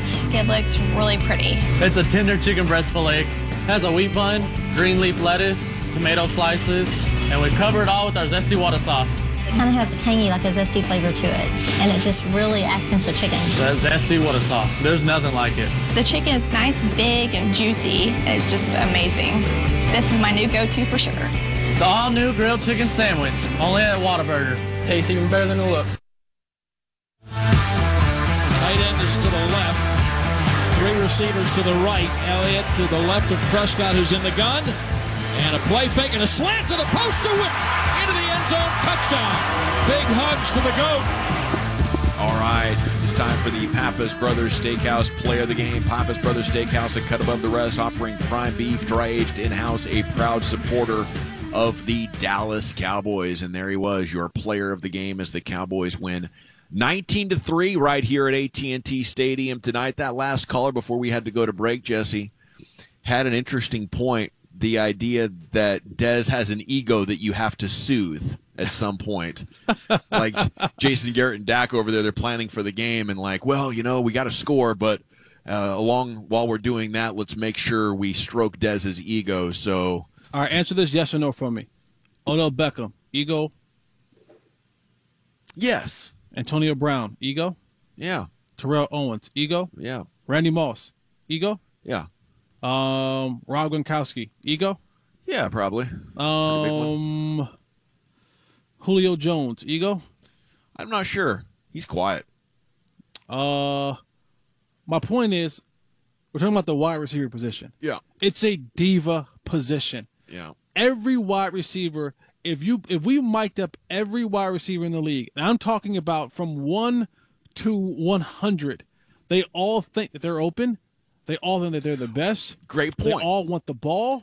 Yes. But do they all have, then to the caller's point, a quarterback or a coach that is worried about it? Yes. They all do? Yes. If you have a player on your team that's at the wide, Eli deals with it. You think Odell doesn't come to the sideline when he doesn't get the ball for 2 series and has something to say? Absolutely he does. You think for 1 second that when Julio comes to the sideline after 2 series that he doesn't want the ball? Absolutely he does. The problem is that Dez has his reputation precedes him in that manner.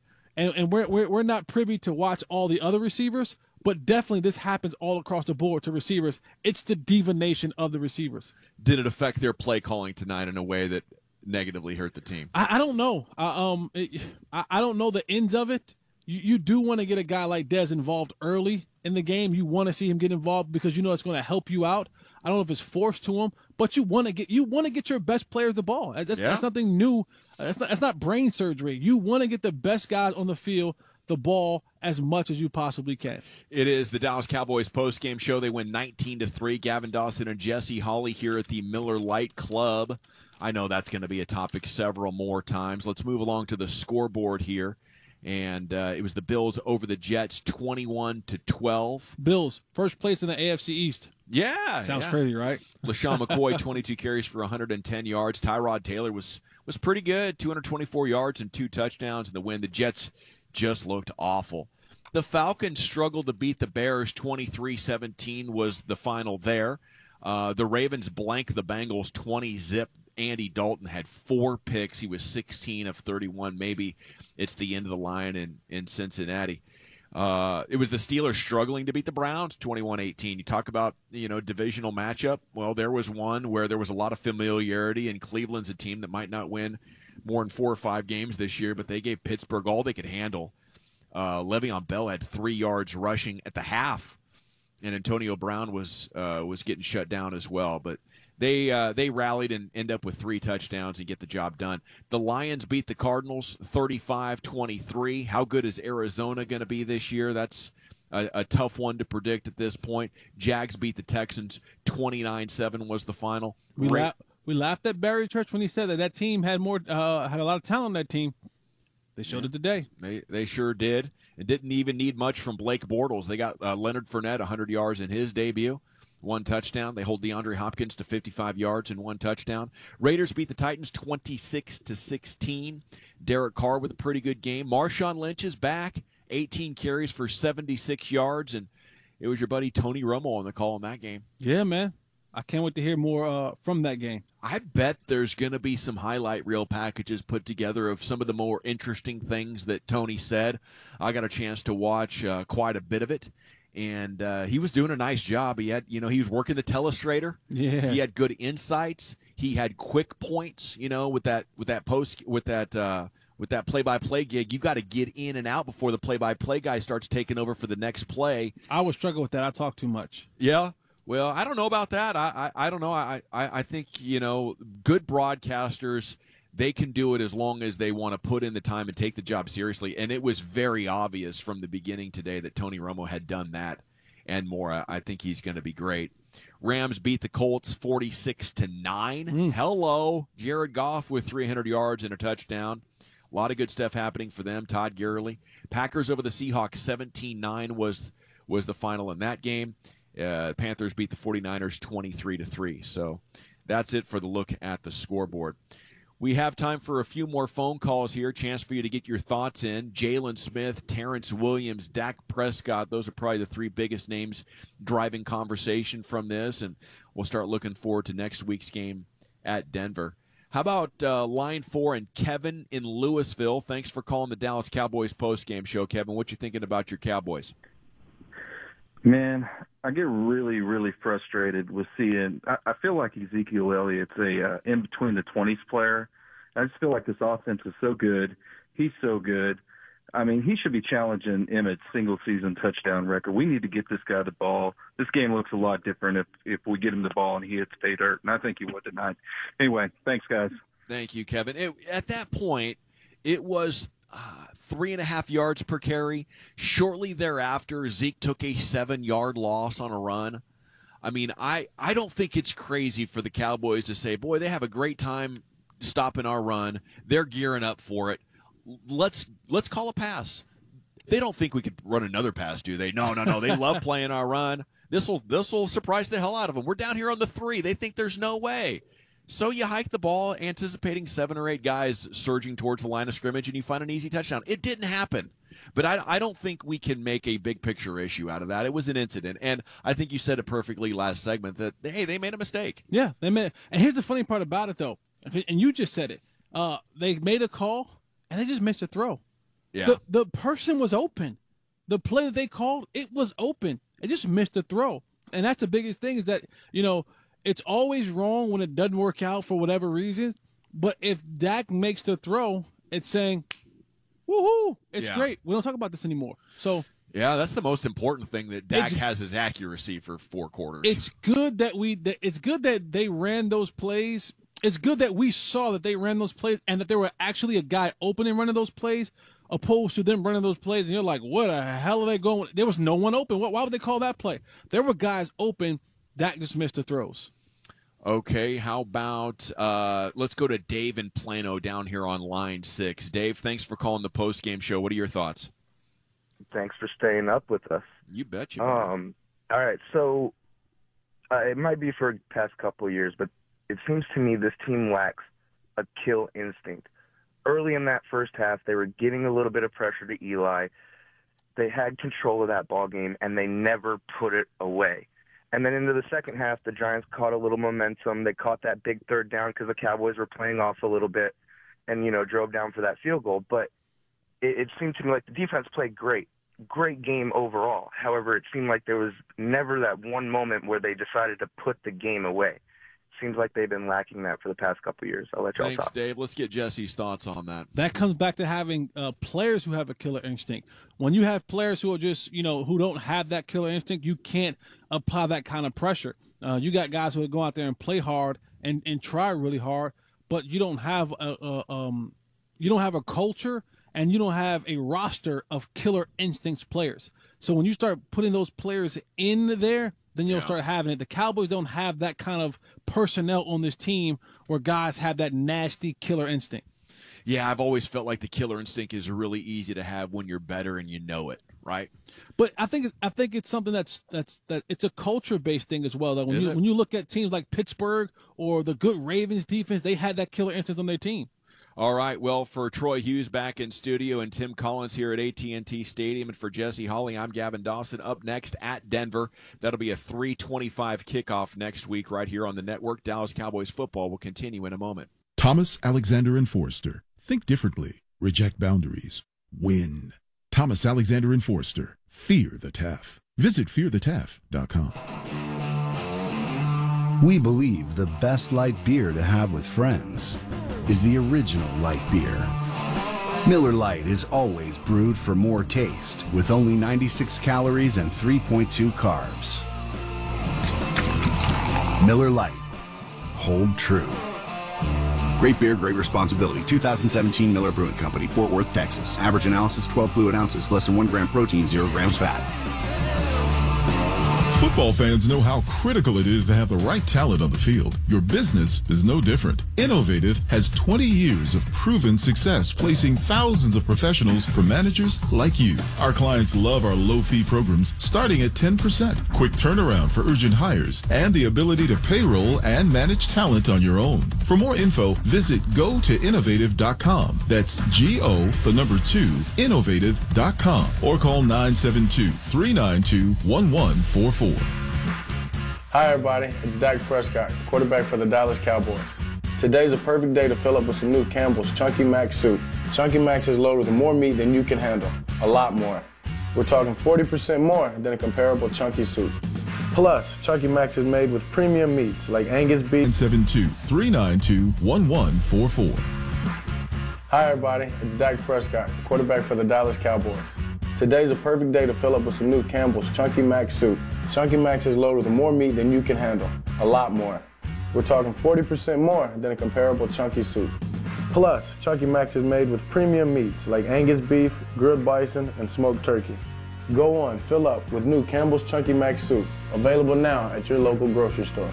Campbell's Chunky Soup, official soup sponsor of the Dallas Cowboys. Pappas Brothers Steakhouse is recognized as one of the highest quality restaurants in the nation, featuring prime beef that is dry-aged in-house. The award-winning wine list boasts more than 3,500 selections and has received the coveted 2016 Grand Award, the highest distinction possible for wine selection by Wine Spectator. Pappas Brothers is a cut above the rest, offering a timeless dining experience unmatched in the state of Texas.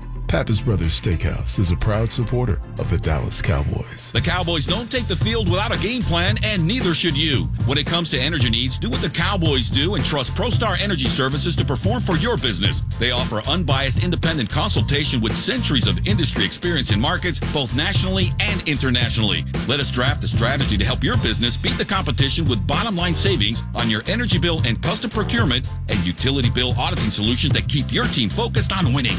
To score big for your business, call ProStar today, 817-892-4250. Thomas, Alexander, and Forrester. Think differently. Reject boundaries. Win. Thomas, Alexander, and Forrester. Fear the TAF. Visit fearthetaff.com.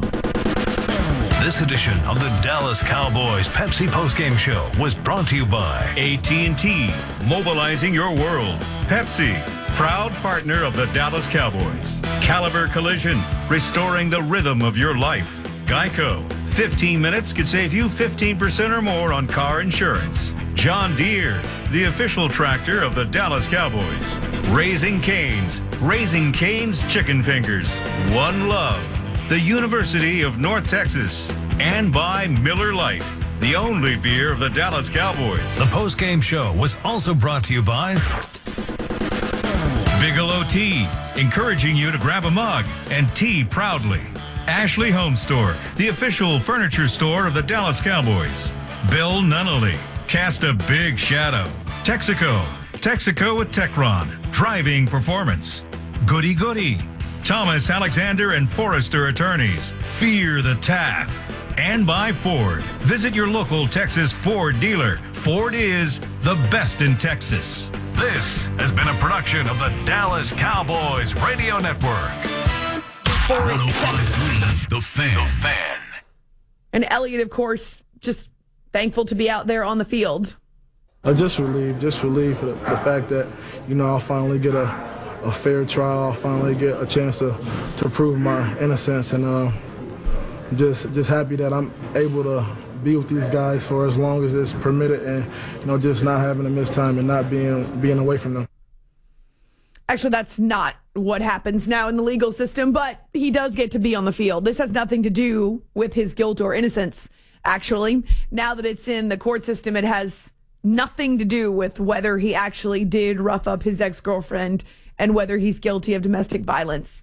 The judge granted the temporary restraining order based on the process and said that it wasn't fair in the appeal that Roger Goodell and Elliott's ex-girlfriend were not available to be questioned. So honestly now, and I mentioned this last week, it's far less about whether